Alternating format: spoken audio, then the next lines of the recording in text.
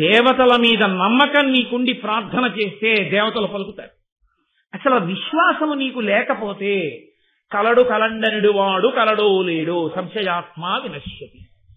ఆ అనుమానం ఎక్కడుంటుందో ఆ విశ్వాసము లేని చోట ఈశ్వర అనుగ్రహము ఉండదు. ఏదో 10 రాళ్లతో పాటు అదో రాయి అనుకున్న వాడికి కాదు ఈశ్వరానుగ్రహం. ఈశ్వరుడు ఉన్నాడు అని నమ్ముకున్నవాడు ఎవడున్నాడో వాడికి ఈశ్వరానుగ్రహం తప్పకుండా ఉంటుంది. ఆనాడు కాదు, ఈనాడు కాదు, ఏనాడు ఉంటుంది. యథార్థంగా జరిగేయండి. ఒంటి నిండా నగలు దిగేసుకుని రైలు లేట్ అయిపోయి తిరువన్నామలలో దిగి ఒక ఆవిడ పెళ్లికెడుతోంది. వెడుతూ ఆటో వాడిని పిలిచి ఫలానా వీధిలో పెళ్లివారింటికి వెళ్ళాలి తీసుకెళ్ళమని అడిగింది. అడిగితే అలాగేనని ఎక్కించుకుని అతను అరుణాచలం కొండలో ఉన్నటువంటి చెట్లలోకి తీసుకుపోతున్నాడు ఆటో. ఆవిడ బంగారాన్ని ఒలిచి దోచుకుందాం. ఆవిడికి ఏం చెయ్యాలో అర్థం కాలేదు. ఏం చెయ్యాలో అర్థం కాక అరుణగిరి వంక చూసి ఇది స్థూల శివుడు అంటారు కాబట్టి నేను ఇప్పుడు ఆయన పాదాల దగ్గర నిలబడి ఉన్నాను, నేను పరమేశ్వరుడి పాదముల చెంత నిలబడి ఉండగా వీడు నా బంగారం ఒలవగలడా? ఆవిడ ప్రార్థన చేసింది. శివ, నేను నీ పాదముల దగ్గర నిలబడి ఉన్నాను, వీడు నా ఒంటి మీద చెయ్యేసి బంగారం ముట్టుకోగలడా? నువ్వు నన్ను కాపాడుతున్నావు అందంటే ఆవిడ కొండ చూడలేదు, ఈశ్వరుణ్ణి చూసింది. అంతే. ఉత్తర క్షణం ఎక్కడి నుంచి వచ్చారో తెలియదు. ఆవిడ మహదైశ్వర్యవంతురాలు, బాగా చదువుకున్నది. ఈలలు వేసుకుంటూ పోలీసు వ్యాన్ వచ్చి పోలీసులు వచ్చి ఆటో వాడిని పట్టుకున్నారు. పట్టుకుని అరెస్ట్ చేసి తీసుకుపోతుంటే ఆవిడ నెంబర్స్ రాసుకుని నన్ను రక్షించారు కాబట్టి గవర్నమెంట్కి నేను లెటర్ రాస్తానని చెప్పి ఆవిడ పెద్ద అధికారి భార్య. ఆవిడ మర్నాడు పెళ్లి అయిపోయిన తర్వాత పోలీస్ స్టేషన్ లో ఎంక్వైరీ చేసింది ఆ నెంబర్స్ ఉన్న పోలీస్ కానిస్టేబుల్స్ ఎవరని. పోలీస్ స్టేషన్ లో చెప్పారు అసలు ఆ నెంబర్స్ ఉన్న కానిస్టేబుల్స్ లేరు, ఆ నెంబర్స్ లేవు ఇక్కడ. మరి ఎక్కడి నుంచి వచ్చారు? కావ్యకంఠ గణపతి ముని అన్నం కోసం ఏడుస్తుంటే గణపతి గుడి ఇల్లుగా మారి అందులోంచి అన్నపూర్ణమ్మ అన్నం పెట్టి తాంబూలం ఇస్తే తాంబూలాన్ని పక్కన పెట్టుకుని అన్న తమ్ముడు పడుకుని నిద్రపోయారు అరుణాచలంలో. తెల్లవారి నిద్ర లేచేసరికి అది గణపతి దేవాలయం. అమ్మవారు రాత్రి ఇచ్చిన తాంబూలాలు కూడా వాళ్ళ పక్కన పెట్టున్నాయి. నమ్ముకున్న వాడికి నమ్ముకున్నంత. నీకు ఈశ్వరుడు ఉన్నాడు అన్న నమ్మకం నీకుంటే నిన్ను ఎలా గట్టెక్కించాలో ఈశ్వరుడికి తెలుసు.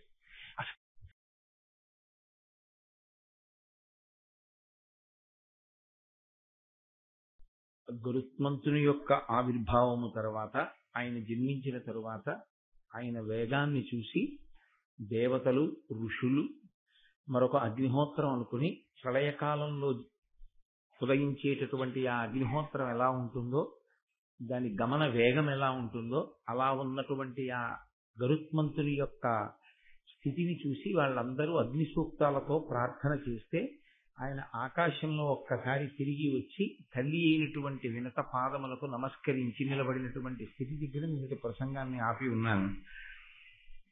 అంతటి బలవంతుడైనటువంటి గరుత్మంతుడు 2వ కుమారుడిగా వినతకి జన్మించాడు అని చూసింది కద్రువ. అసూయ మరింత ప్రబలింది. ఇది ఆ మహాభారతంలో కేవలం కథాంశంగా వినవలసినటువంటి విషయం కాదు. అత్యంత ప్రమాదకరమైనటువంటి పోకడని మనకి మనంగా జాగ్రత్తగా పరిశీలనం చేసుకోవలసినటువంటి విషయం. నా శరీరంలో పుట్టిన పుండే కదా అని పుండుని చక్కగా పోషించి పెద్ద చేస్తే దానిలో నుంచి వచ్చేటటువంటి విషం శరీరంలో రక్తమంతటా ప్రవహించి చిట్ట చివరికి ఆ శరీరాన్ని ఎలా పడగొట్టేస్తుందో అలా అసూయ కూడా ప్రమాదాన్ని తీసుకొస్తుంది. ఇంకా తన శరీరమునందు పుట్టినటువంటి వ్రణం తనని మాత్రమే పడగొడుతుంది, కానీ తన యందు పుట్టినటువంటి అసూయ తనతో పోదు, అది కులక్షయం చేసేస్తుంది. మొత్తం కుటుంబమే నశించిపోతుంది దానివల్ల. ఒక్కొక్కసారి చాలా భయంకరమైనటువంటి ఉపద్రవమే వస్తుంది. అందుకేనేమో అసలు ఈ గరుడోత్పత్తి యందు చాలా చమత్కారమైన విషయాన్ని ఒకదాన్ని ఆవిష్కరించారు వ్యాస భగవానుడు. భూమి లోపలికి వెళ్ళిపోతాయి పాములు, ఆకాశంలో ఎగురుతాయి పక్షులు. భూమి లోపలికి వెళ్ళిపోయే పాముకి ఆకాశంలో ఎగిరే పక్షికి శత్రుత్వం వచ్చింది.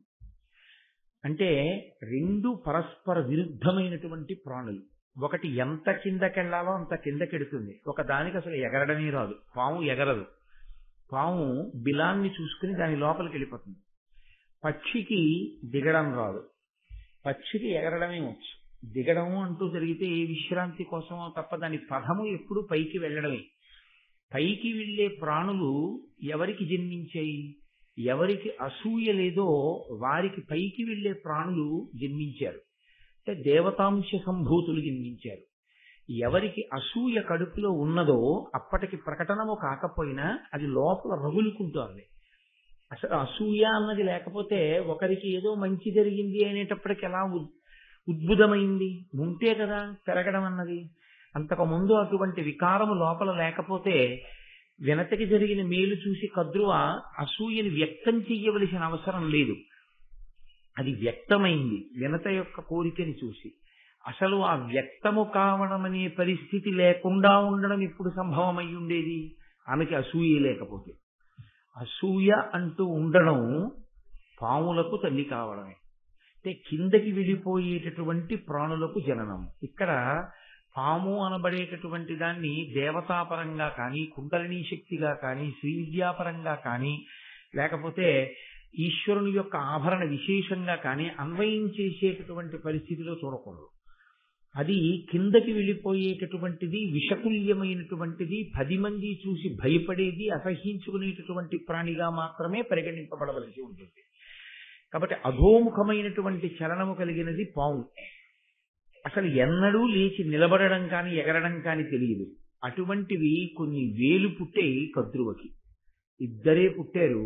ఇద్దరూ ఆకాశంలో తిరిగేవాళ్లే. అపారమైన తేజోమూర్తులు జన్మించారు.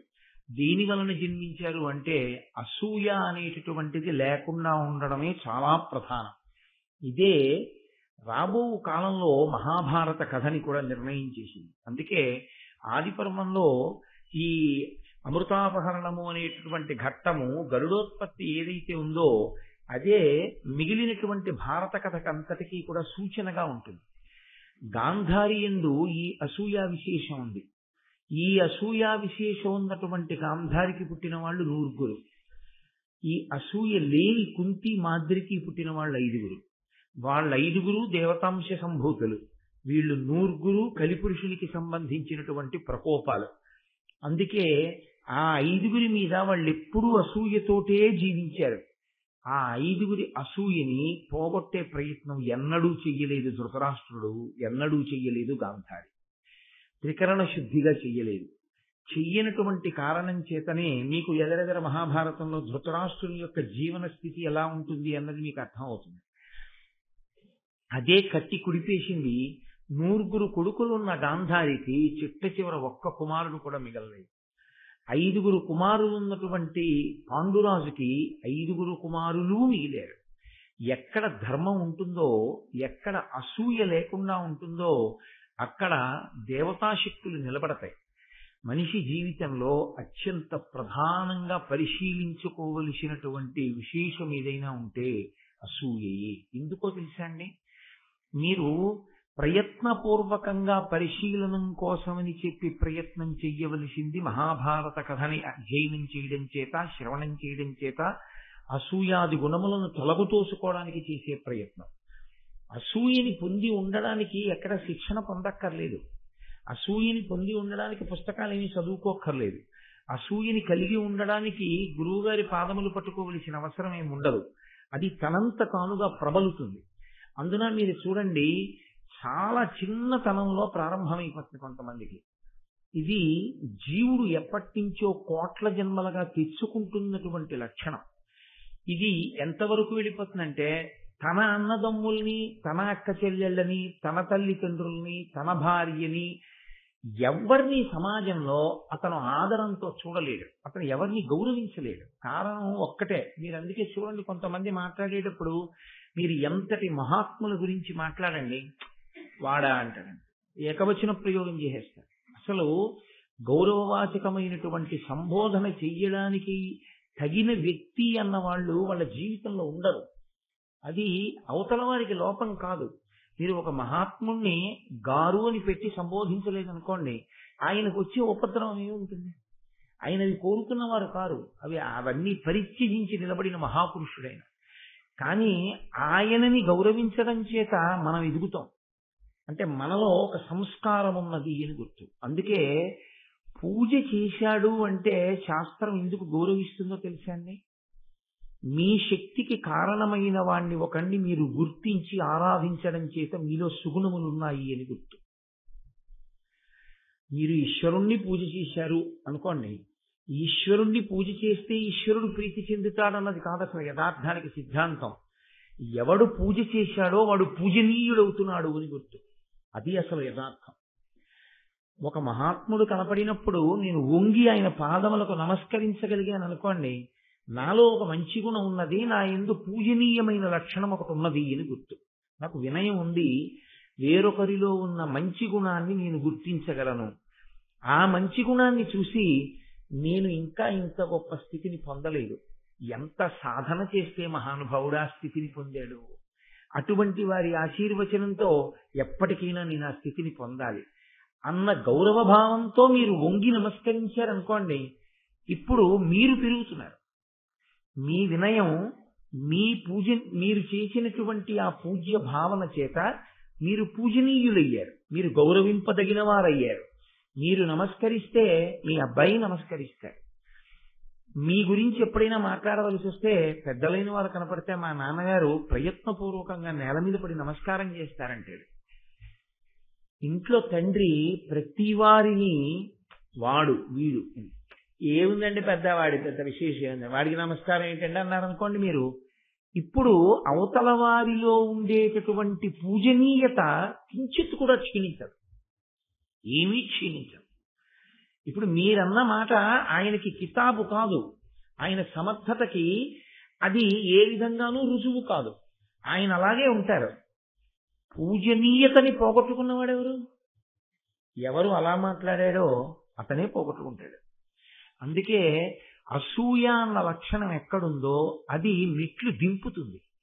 మీరు ఎప్పుడు ఒక్కటే జ్ఞాపకం పెట్టుకోవాల్సింది, నిచ్చెన అనబడేటటువంటి వస్తువు ఒక్కటే, కానీ ఎక్కడానికి అదే కారణం, దిగడానికి అదే కారణం.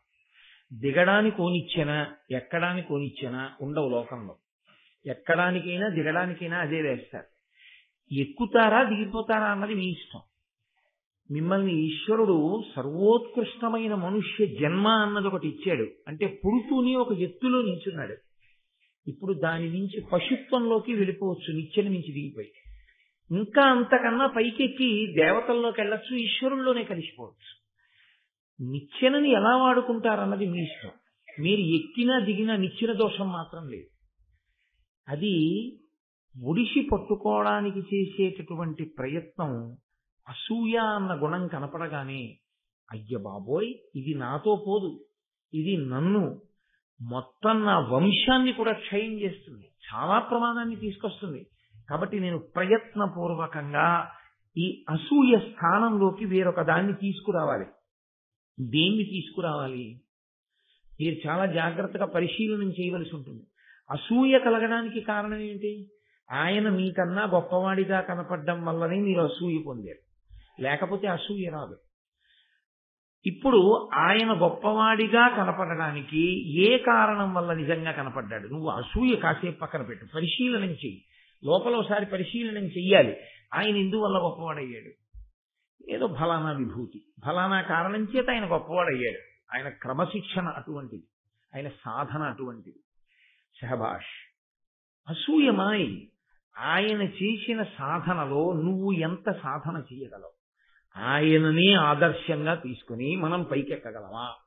ఆయనకే నమస్కారం చేస్తూ ఆయనలా తయారు కాగలవా అని మీరు అన్నారనుకోండి, ఇప్పుడు ఆయన ఆదర్శం అయిపోయాడు, అసూయపోయింది.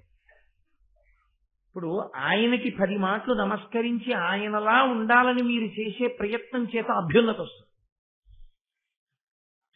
వాడెంత వాడండి అని ఆయనను అనుకరించకపోగా, ఆయనలా పెరిగే ప్రయత్నం చేయకపోగా, ఆయనని నింద చేసే ప్రయత్నం చేత కొత్తగా పాపం వచ్చి ఖాతాలో పడి కట్టి కుడిపేస్తుంది. కేవలం మీ మనసుతో భావాన్ని సమన్వయం చేసుకోవడంలో, మీ మనసుని ఎటువైపుకి నడిపించాలనేటటువంటి దాని విషయంలో మీరు బుద్ధిని వినియోగించుకోవడంలో జన్మ సాఫల్యము నిలబడుతుంది. మీరు అన్న మాట నేను వాడినప్పుడు కేవలం మిమ్మల్ని మీరు అనుకోకూడదు. అది నాకు నేను కూడా జ్ఞాపకం చేసుకుంటున్నాను అని మీరు గుర్తుపెట్టుకోవాల్సి ఉంటుంది. నేను ఆ స్థాయిని గెలిచిన వారనని, మీరు ఆ స్థాయిలో ఉండిపోయిన వారని, అందుకని నేను మీకు ఉపదేశం చేస్తున్నానని మీరు ఎప్పుడూ అనుకోకూడదు. నేను ప్రవచనం చేస్తున్నాను కాబట్టి నేను నన్నయ్య గారిని స్పృహలో ఉంచుకుని మీతో మాట్లాడుతున్నాను. కానీ నన్నయ్య గారు చెప్పింది ఏదుందో అది మీకే కాదు, నాకు కూడా అన్వయమే. కాబట్టి నేను కూడా అసూయ అన్నది నాలో ఎప్పుడైనా తొంగి చూస్తే నేను చెప్పిన మహాభారతమే నాకు మార్గదర్శకం కావాలి. అసూయని తొలగించుకోగలిగిన స్థితిని నేను కూడా పొందాలి అని. కాబట్టి ఇవన్నీ కోటేశ్వరరావు గారు హితోపదేశాలు చేస్తున్నాడు అని మీరు అనుకోకూడదు. నేను కూడా ఈ హితమును నేర్చుకోవడానికి ప్రయత్నిస్తున్నవాడని. కాకపోతే భారతం చెప్తున్నాను కాబట్టి నన్ను ఇక్కడ కూర్చోబెట్టారు, మరింత వినయంతో వింటున్నారు కాబట్టి మీరు అలా కూర్చున్నారు, అదొక్కటే తేడా. కాబట్టి ఇప్పుడు అటువంటి కుమారుడు జన్మించాడు, ఆమె పరిశీలనం చేసుకోవచ్చు, ఇప్పుడైనా పరిశీలనం చేయొచ్చు. ఏమిటి నేను సాధించింది? ఇంత గొప్ప కుమారుడు జన్మించిన కారణం చేత ఎప్పటికైనా దాస్యం అన్నది విడిపోతే, దాస్యము అన్నది శాశ్వత లక్షణం కాదు కదండి. పందెంలో గెలిచి తెచ్చుకుంది, ఏ కారణం చేతనో మధ్యలో విడిపోయింది అనుకోండి, మధ్యలో వచ్చినది ఏది పూర్తిగా ఉండేది కాదు కదండి. లోకంలో ఏదైనా సరే స్వయంభూ అనో మాట, స్వయంభూ అంటే తనంత తాను వెలిసినది అని. స్వయంభూ ఏదో అది ఎప్పుడూ అలాగే ఉండిపోతుంది. స్వయంభూ శివలింగం అంతా కరిగిపోయి అభిషేకంలో ఇంత ముక్కే ఉండిపోయింది అనుకోండి, స్వయంభూ శివలింగం ఉండిపోయింది అనేది. ఇంకా కొత్తగా శివలింగం వెళ్ళిపోయింది ఎక్కడికో అని మీరు అనడానికి ఏమి ఉండదు శాస్త్రంలో. అలాగే ఏది శాశ్వతమో అది ఉంటుంది, ఏది అశాశ్వతమో ఏది మధ్యలో వచ్చిందో అది ఉండేది కాదు. నాకు ఉద్యోగం 20 ఏళ్ల తర్వాత వచ్చింది, నాకు వయసు 20 ఏళ్ళు దాటిన తర్వాత వచ్చింది. నాకున్న ఉద్యోగం 60 ఏళ్ల తర్వాత అయిపోతుంది కాదు. అలా మధ్యలో వచ్చినవన్నీ మధ్యలో వెళ్ళిపోయేవే. దాస్యం కూడా తన కృతకమైన ప్రణాళిక చేత తెచ్చింది వినతకి. ఈశ్వరానుగ్రహం కలగగానే పోతుంది. ఎందుకనంటే మీరు ఒకటి గమనించండి, విడుదల పొందుతోంది వినత, నశించిపోయేటటువంటిది నశింపచేసేదాన్ని పట్టుకుంటోంది కదురు. ఏ అతిశయం ఉందో వినతకి ఆ అతిశయం పోతోంది దాస్యం చేత, అహంకారం పోతోంది. కాబట్టి ఆవిడిప్పుడు ఉన్నతి వైపుకు అడుగులు వేసేస్తోంది. ఒక చెడుగుణం పోతోంది ఆవిడికి, కానీ తనకి ప్రతి క్షణం అసూయని పెంచుకుంటోంది. దీనివల్ల నిన్ననే అనేసింది, ఎక్కడో ఎవరో ఏదో చెయ్యక్కర్లేదు కొత్తగా. ఏ అసూయ తన కడుపులో ఉందో ఆ అసూయ వినత మించి పెంచి పోషించడం వల్ల తన బిడ్డల మీదకే వెళ్ళింది, వెళ్ళి తన బిడ్డలకే శాపవాక్కిచ్చి ఏమిటి సాధించుకుంటోంది? మహాభారత సందేశం చాలా ముఖ్యం. ఆ సందేశాన్ని పట్టుకోగలిగితే అది వ్యాస భగవానుని యొక్క ఆర్తి, అది నన్నయ భట్టారకుని యొక్క ఆర్తి. అందుకుని మహానుభావులు మహాభారతాన్ని ఇచ్చింది. ఇది తొలగతోసుకుని అభ్యున్నతి పదంలో నడవాలి. ఆర్షధర్మంలో ఉన్న వాళ్ళ కాదు ఎవరైనా, వాళ్ళు అలా ఆర్షధర్మంలో ఉన్న వాళ్ళ కోసం మాత్రమే రచన ఎప్పుడూ చేయలేదు, వాళ్ళు సమస్త మానవాళి కోసమే రచన చేశారు అని చెప్పవలసి ఉంటుంది. కాబట్టి ఇప్పుడు వినతకి నమస్కరించినటువంటి గరుత్మంతుణ్ణి చూసింది. ఏమవుతాడైనా కొడుకే, తనకిని ప్రేమాల దగ్గరకి తీసుకోవచ్చు, కౌగిలించుకోవచ్చు, ముద్దు పెట్టుకోవచ్చు, తొడ మీద కూర్చోబెట్టుకోవచ్చు. నాన్న ఎంతటి బలపరాక్రమవంతుడివిరా, నీలాంటి వాడు కొడుకుగా జన్మించడం వల్ల నేను మీ అమ్మ కూడా అభ్యున్నతిని పొందాం. నీవు పుట్టిన సందర్భంలో నేను మీ అమ్మకు ఒక కానుకిస్తున్నాను, ఇక దాసి కాదు, మేమిద్దరం సహజంగా పుట్టుకతో అక్క చెల్లెళ్ళం. మధ్యలో వచ్చింది పందాలలో ఈ దాస్యం, అది శాశ్వతంగా ఉండవలసిన విషయం కాదు, విడిచిపెట్టేస్తున్నాను అని ఉంటే మహాభారతం ఇంకోలా ఉండేది కాదు. అలా అనలేకపోయింది, కడుపు మరింత మండిపోయింది. ఇటువంటి కుమారుడా, వెంటనే ఆవిడికి వచ్చినటువంటి ఆలోచన ఏమిటో తెలుసా అండి? దాసికి చెందినది కూడా నాకు దాస్యమునకే ఉపయోగపడాలి. ఇది ఆవిడకి వచ్చినటువంటి ఆలోచన. అంటే నేను ఏదైనా ఒక వస్తువుని కొనుక్కున్నాను అనుకోండి, ఆ వస్తువుకి పెరిగే లక్షణం ఉందనుకోండి, ఏ కారణం చేతనన్నా. నేను ఓ 1/4 కిలో శనగలు కొనుక్కున్నానండి, కొనుక్కుని అందులో ఏదో 100 గ్రాముల శనగలు నానబోసాను, ఓ బట్టికెళ్ళి ఏదో కుండీలో వేసాను. ఇప్పుడు మొలకలయ్యి ఇంకొన్ని శనగలు వచ్చాయి. ఎవరివి అవి? అవి కొట్టువాడివండి, అదేంటంటే ఈ శనగలు మాత్రమే నావి 100 గ్రాముల శనగలు, వచ్చిన మళ్ళీ శనగలు ఏమున్నాయో యజమానికి ఇచ్చేయాలని అంటానా? నేను కొన్న శనగల వలన ఉత్పాదమైనటువంటి ఇతర శనగలు ఏమున్నాయో, ఫలసాయముగా వచ్చిన ఇతర శనగలు ఏమున్నాయో అవి కూడా నావే. అలా వ్యక్తులకు కూడా అన్వయం చేసింది ఆవిడ. వినత దాసి అయితే వినతాపుత్రుడు కూడా నాకు దాస్యం చేయవలసిన వాడే. ఇప్పుడు ఇది ఇంకా ఎంత దూరం వెళ్ళిందో తెలుసా అండి? ఆమె నాకు దాసి అయితే వీడు నా పుత్రులకు దాస్యం చేయాలి అంటే ఎంత దూరం వెళ్ళిపోయిందో చూడండి. ఆ వక్రమైన ఆలోచన ఎంత అసూయతో వెళ్ళిపోయిందో చూడండి. వెళ్ళి ఆవిడంది వెంటనే ఆ పిల్లవాడిని చూసి, ఆ గరుత్మంతుణ్ణి చూసి, లోకమంతా మునులకు, ఋషులకు, దేవతలకు స్తోత్రం చేయవలసిన లక్షణం గరుత్మంతుడిలో కనపడింది. కద్రువకి కనపడలేదు. అంటే ఏమనుకోవాలి? గరుత్మంతుడిలో లేదనుకోవాలా? ఈవిడికి కనపడలేదనుకోవాలా? ఈవిడికి కనపడలేదనవలసింది. ఈవిడికి కనపడకపోవడం గరుత్మంతుడికి తక్కువతనం మాత్రం కాదు కదా. గరుత్మంతుడికి తక్కువతనం కాకపోవడం ఎప్పటికో అప్పటికి గరుత్మంతుడి ఎక్కువతనమే తల్లికి ప్రయోజనాన్ని చేకూరుస్తుంది. ఇది మీరు ఏ విషయంలోనైనా లౌకికంగా కూడా అన్వయం చేసుకోవడం నేర్చుకుంటే మీరు చాలా హాయిగా జీవనం చెయ్యగలిగినటువంటి స్థితి వస్తుంది. అసలు ఆశ్చర్యం ఏమిటో తెలుసా అండి? లోకంలో ఉన్న బలాలన్నీ మీ బలాలే. అప్పుడు తనకి అని ఉన్నది ఒక్కటే తనది కాదు. మీరు పరమ ప్రేమతో అందరితో కలిసి ఉన్నారనుకోండి, వాళ్ళ బలం మీ బలం. ఇప్పుడు ఇవాళ సాయంకాలం మా ఇంటికి దంపతులు వచ్చారు. పేరెందుకు? ఆ దంపతులకి ఒక్కడే కొడుకు. వాడికి TCS లో మంచి సాఫ్ట్వేర్ ఇంజనీర్గా ఉద్యోగం వచ్చింది. వాడేదో ట్రైనింగ్కి వెళ్ళి వాడికి ఫస్ట్ నెల జీతం వచ్చింది. ఇప్పుడు వాడు ఆ జీతంలో ఎవరికి కొనాలి బట్టలు? వాళ్ళ అమ్మగారికి నాన్నగారికి కొనుక్కుంటూ చాలు. అథవా వాళ్ళ నాయనమ్మ గారికి, తాతగారికో, అమ్మమ్మ గారికో, తాతగారికో కొనాలి. వాడు గురువు గారికి అమ్మ బట్టలు కొని, నాన్నగారండి కుట్టించేయండి, లేకపోతే మళ్ళీ గురువు గారు ఎవరికైనా ఇచ్చేస్తారేమో అని వాడు చిన్నవాడు. వాడు ఎక్కడో ట్రైనింగ్ అవుతూ మొదటి నెల జీతంలో వాడు ఇక్కడికి పంపించి డబ్బులు వాడు బట్టలు కుట్టించి వాడు వచ్చి బట్టలు పెట్టి నమస్కరించి వెళ్ళాడు. ఇప్పుడు ఆ దంపతులకి కొడుకైన వాడు నాకు వాళ్ళిద్దరూ కూతురు అల్లుడు వరుస అయితే వాడు నాకు మనవడే. కాలంలో నాకు ఇంకా మనవలు పుట్టలేదు, కానీ తాతగారు అని గౌరవించి అభ్యున్నతి కలగగానే నా తాతగారికి బట్టలు కుట్టించే మనవడు కూడా నాకు వచ్చేసాడా లేదా? అదే అంటే నేను ఒక ఉదాహరణకి చెప్తున్నాను సుమండి, గొప్పకని కాదు. ఏదో నాలో ఏ మంచితనం లేకపోయినా వాళ్ళకి నా యందు మంచితనం కనపడింది వాడికి. అందుకని వాడు నన్ను తాతగారిని చేసుకోగలిగాడు. నేను వాడిని మనవాడిని చేసుకుని ఓ ప్యాంటు చొక్కా సంపాదించుకోగలిగాను అనుకోండి. పోని నేను అదే కుటుంబంతో నాకు ద్వేషం ఉందనుకో, ఈ ప్రేమ ఉంటుందా? ఈ ప్రేమ ఉండదుగా. రేపు వాడికి ఓ భార్య వస్తుంది, బిడ్డలు వస్తారు, నా శరీరానికి పెద్దరికం వయసు వస్తుంది.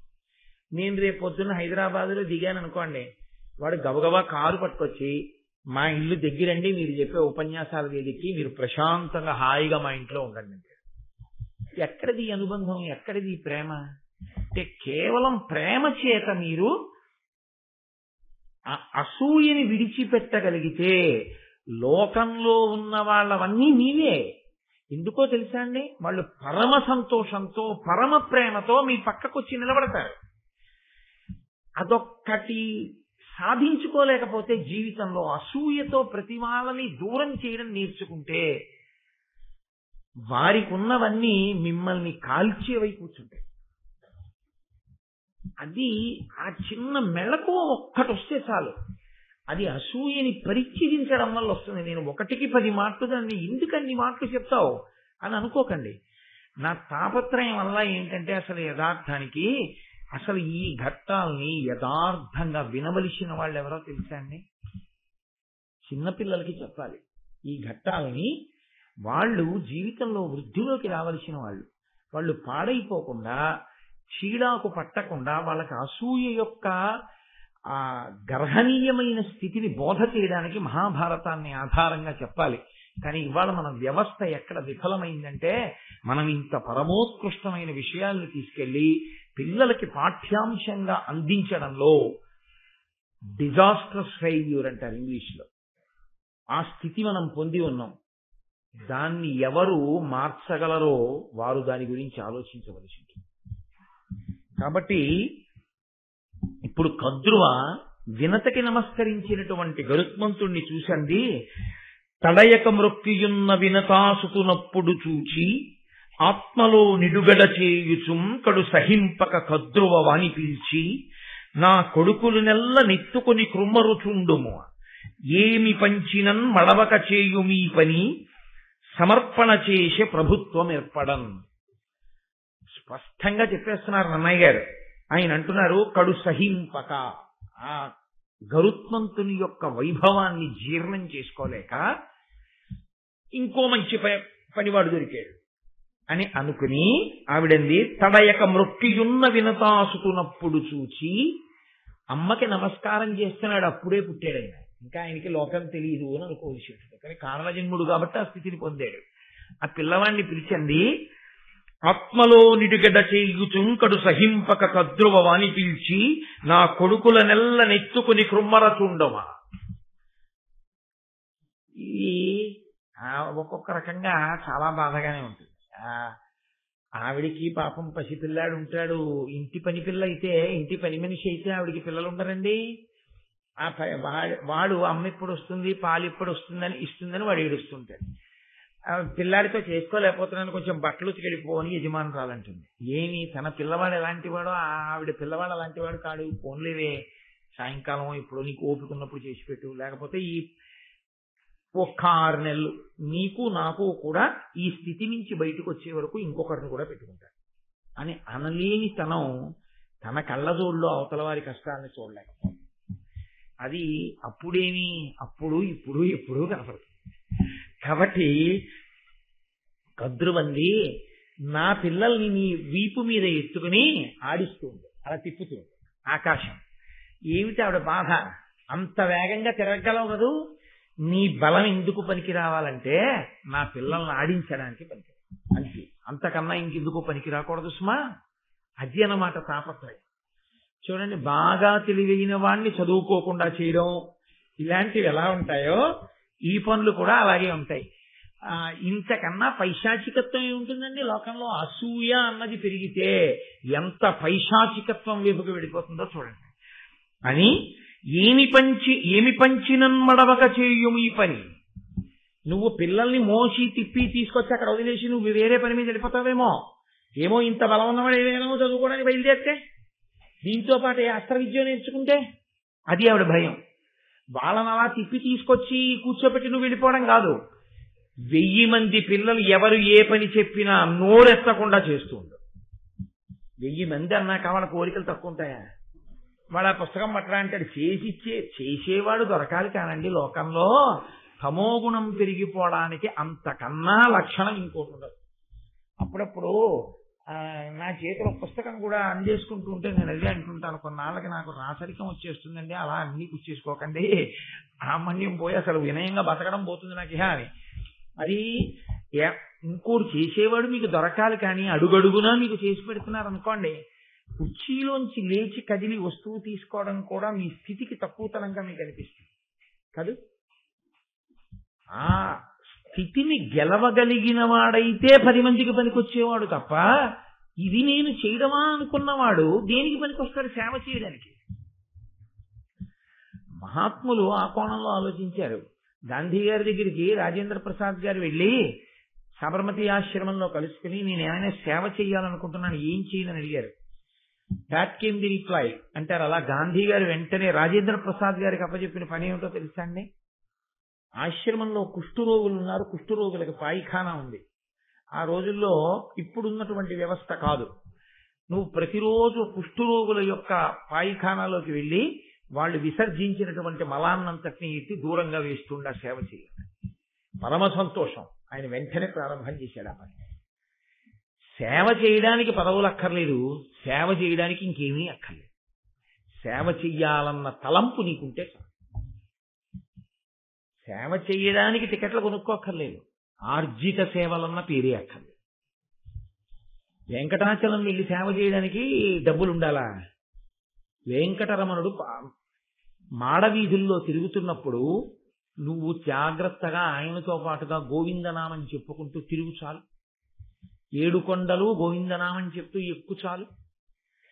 వెంకటేశ్వర స్వామిని ఒక్కసారి నువ్వు దర్శనం చేసి, నేనే 10 మాటలు దర్శనం చేస్తే నాలాగే అందరూ ఆయనకి బిడ్డలు, అంతమంది చూడాలి కదా. నేను ఒక్కమారు దర్శనం చేసుకుని వెళుతూ ఉంటాను. ఈశ్వరా, నేను నిన్నెన్ని మాటలు చూశానన్నది కాదు, నువ్వు నన్ను చల్లగా చూస్తే చాలు అను. నువ్వు 10 మాటలు చూస్తే అదృష్టమా, ఆయన నిన్ను చూస్తే అదృష్టమా? ఆయన నిన్ను చూడ్డానికి నువ్వు ఆయన ఒక్కసారి చూడడమే నిజానికి ధర్మం. లక్షల మంది వెనకాల ఆయన్ని చూడ్డానికి ఉన్నారా? నువ్వేనా ఆయన బిడ్డడివి? వాళ్ళందరూ కారు. నువ్వు ఒక్కమారే చూడు. నువ్వు ఒక్కమారు చూడడం నేర్చుకుంటే, ఒక్కమారు ఈశ్వర దర్శనం చేసుకుని చాలు ఆయన దృష్టిలో పడ్డాను అని నీకు వచ్చేయడం అలవాటైపోతే అందరూ హాయిగా ఉంటారు. ఇన్ని లఘు, మహాలఘు, అతి లఘు, ఇన్ని పెద్ద పెద్ద విషయాలు కనిపెట్టవలసిన అవసరం ఏమి ఉండదు. హాయిగా అందరూ రాముల వారి మేడలోకి వెళ్ళి దర్శనం చేస్తారు. అది లేకే వచ్చింది కదా ఈ దరిద్రం అంతాను. కాబట్టి ఈ పిల్లల్ని ఎత్తుకుని మోస్తూ ఉండు. మోయడం కాదు, వాళ్ళు ఏం చెప్పినా చేస్తూ ఉండు. అంటే ఆయన ఏమంటాడు? ఆయన ఏం అనలేదు. ఎందుకు అనలేదో మీరు గమనించాల్సిమండి. అది చాలా అవసరం. ఎందుకు అనలేదు గరుత్మంతుడు? క్షణోర్మోయ్ అనలేడేమిటి? అనగలడు, కానీ అనలేదు. ఎందుకు అనలేదో తెలుసా అండి? బిడ్డలకున్న పరానుకరణము. ఇది మీరు గుర్తుపెట్టుకోవాలి. బిడ్డలకి ఎప్పుడూ ఒక లక్షణం ఉంటుంది, పరానుకరణము. పరానుకరణము అంటే అనుకరించుట. మొట్టమొదట వాళ్ళు ఏది ఎలా చేద్దాము అన్న దాని విషయంలో అనుకరిస్తారు. ఈ అనుకరించడానికి వాళ్ళు ఎంచుకునే మొదటి వస్తువు ఏదో తెలుసా అండి ప్రపంచంలో? అమ్మ. అమ్మ ఏం చేస్తుందో అదే చేస్తారు. వాడు అమ్మ నువ్వంటాడు, నాన్న నువ్వంటాడు. అమ్మ అంటుంది తప్పు. నన్ను నువ్వను, నాన్నగారు మీరన్నా అంటు. నాన్నగారండి మీరంటాడు, అమ్మ నువ్వంటాడు. అమ్మే రక్షకురాలనుకుంటాడు. అమ్మ అంటుంది కాదు, నాకు రక్షకుడు మీ నాన్నగారే, నీకు రక్షకుడు మీ నాన్నగారే. నాన్నగారు అమ్మని దెబ్బలాడతారు, అమ్మ కళ్ళొత్తుకుంటుంది. కొడుకు ముఖం ఎర్రబడిపోతుంది. మీరు చూడండి, ఎప్పుడైనా అమ్మ జోలికి వెడితే నాన్నగారైనా సరే కోప్పడితే పిల్లాడికి చాలా కోపం వచ్చేస్తుంది. ఎర్రబడిపోయిన ముఖంతో ఉంటాడు. అప్పుడు వాడు అమ్మ దగ్గరికి వెళ్ళి, అమ్మ ఎందుకమ్మా నాన్నగారు నిన్ను అలా దెబ్బలాడారు అంటే, నాన్నగారు దెబ్బలాడితే నాన్న ఎప్పుడూ మన మంచికే దెబ్బలాడతారు తప్ప నాన్నగారు అనవసరంగా దెబ్బలాడరు. నాన్నగారు దెబ్బలాడారని నేను ఏడవట్లేదు, నాన్నగారు దెబ్బలాడేంత వరకు నేను ఈ విషయం ఎందుకు తెలుసుకోలేకపోయాను ఏడుస్తున్నాను అని అమ్మందనుకోండి, వాడికి నాన్నగారు దెబ్బలాడేంత వరకు మనం తప్పు తెలుసుకోకుండా ఉండకూడదు, నాన్నగారు దెబ్బలాడే స్థితి ఇవ్వకూడదని తెలుసుకుంటాడు. ఈనాడు సుఖపడ్డానరా, మీ తాత తీసుకెళ్ళి ఆయన చేతిలో పెట్టాడు, పెళ్ళి అయినప్పటి నుంచి ఇంకే, నువ్వైనా నన్ను గట్టెక్కించాలి నాన్న అందనుకోండి, వాడికి ఏం అర్థం అవుతుందంటే ఈ నాన్న శత్రువు అని అర్థం అవుతుంది. నేను యథార్థం మనవి చేస్తున్నాను. పైకి నేను నవ్వుకి సంబంధించిన విషయాన్ని చెప్పానని మీరు అనుకోకూడదు. పాపం విర్రాయిని దెబ్బతినేస్తాడు చిట్ట చివరికి వచ్చేటప్పటికే. అమ్మ అలా మాట్లాడకూడదు. అందుకే ఒకవేళ నువ్వు అలా మాట్లాడతావేమో మాట్లాడకు సుమా అని చెప్పి సన్నికలు తొక్కిస్తారు పెళ్లిలో. నువ్వు ఈ రాయి ఎంత గట్టిగా ఉందో నీ మనసు కూడా అంత గట్టిగా ఉంచుకో. నువ్వు అన్న మాట చాలా దూరాలు వెళ్ళిపోతాయి. నువ్వు మా తమ్ముడి గురించి ఏమైనా అంటే కాపురం వెళ్ళిపోతుంది.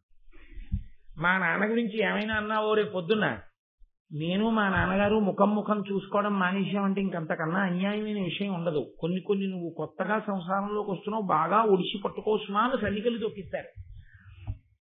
ధర్మం గురించి అంత ప్రయత్నం చేశారు ఋషులు మనకి. కాబట్టి పిల్లలకి ఉండేటటువంటి లక్షణం పరానుకరణం. అమ్మ ఏం చేస్తోందో వాడు చేసేస్తాడు. వాడికి బలం ఉందా బలం లేదా వాడికి అనవసరం. మీరు చూడండి, చాలా సందర్భాల్లో ఇప్పుడంటే లేవు, పూర్వం రోడ్లో బండ పెట్టి పచ్చడి చేస్తుండేవారు. పచ్చడి చేస్తూ ఆ రోజుల్లో వెళ్ళడం అంటే సెల్ ఫోన్ మోగిందని ల్యాండ్ ఫోన్ మోగిందని వెళ్ళడం ఉండేది కాదు. ఆ రోజుల్లో వెళ్ళడం అంటే ఎవరో తలుపు కొట్టారని వెళ్ళేవారు. తలుపు కొట్టారంటే పిల్లాడు బుడిబుడి నడకలతో వచ్చి వాడు రోటిని ఇలా ఓ చేత్తో పట్టును ఓ చేత్తో బండ వీడికి అందదు. ఆ బండ పట్టుకుని ఏదో దంపేసే ప్రయత్నం చేసి ఆ పచ్చిమిరపకాయ ముక్క కళ్ళల్లో పడిపోయి డారమని వేసేవాడు. అమ్మ దంచుతోంది, వీడు దంచుతాడు. అమ్మ ఏం చేస్తుందో వాడు చూసి అదే చేసే ప్రయత్నం చేస్తాడు. ఆ విషయంలో వాడి సమర్థత అసమర్థత మర్చిపోతాడు. అమ్మ చెప్తుంది ఇది నువ్వు చేయకూడదు, తప్పు, నాన్న నువ్వు అలా చేయకూడదు, దాని జోలికి వెళ్ళకూడదు. అందుకే అమ్మ దైవం అండి. అమ్మ లేకపోతే, అమ్మ అన్న శబ్దం లోకంలో లేకపోతే ఈ సృష్టి ఆగిపోతుంది. వెంటనే ప్రతి క్షణం దిద్దుతుంది అమ్మ. అలా చెప్పగా చెప్పగా చెప్పగా చెప్పగా వాడు పరిణతి పొందుతాడు. అలా గరుత్మంతుడికి శక్తి లేదా అండి? మరి ఎందుకండి కద్రువు చెప్తే నేనెందుకు చేస్తానని ఎందుకు అడగలేదు? వినత అడగదు. వినత ఆవిడ్ని చూడగానే ఇలా నిలబడింది. ఓ అమ్మలా నిలబడింది, అమ్మలా చేస్తోంది అంటే మనం కూడా అలాగే చెయ్యాలన్నమాట. అంతే. ఇందులో నన్నయ్య గారు వ్యాస భగవానుడు ఎంత దాచారో మీరు అర్థం చేసుకోండి. ఇవన్నీ చెప్పారా అండి నన్నయ్య గారిని మీరు నన్ను అడగకూడదు. చెప్పారు. ఎక్కడ చెప్పారు? చెప్పకుండా చెప్పారు. ఒక్కొక్కసారి చెప్పకుండా ఉన్న భాగం కూడా చెప్పిన భాగమే. ఎందుకో తెలుసా అండి?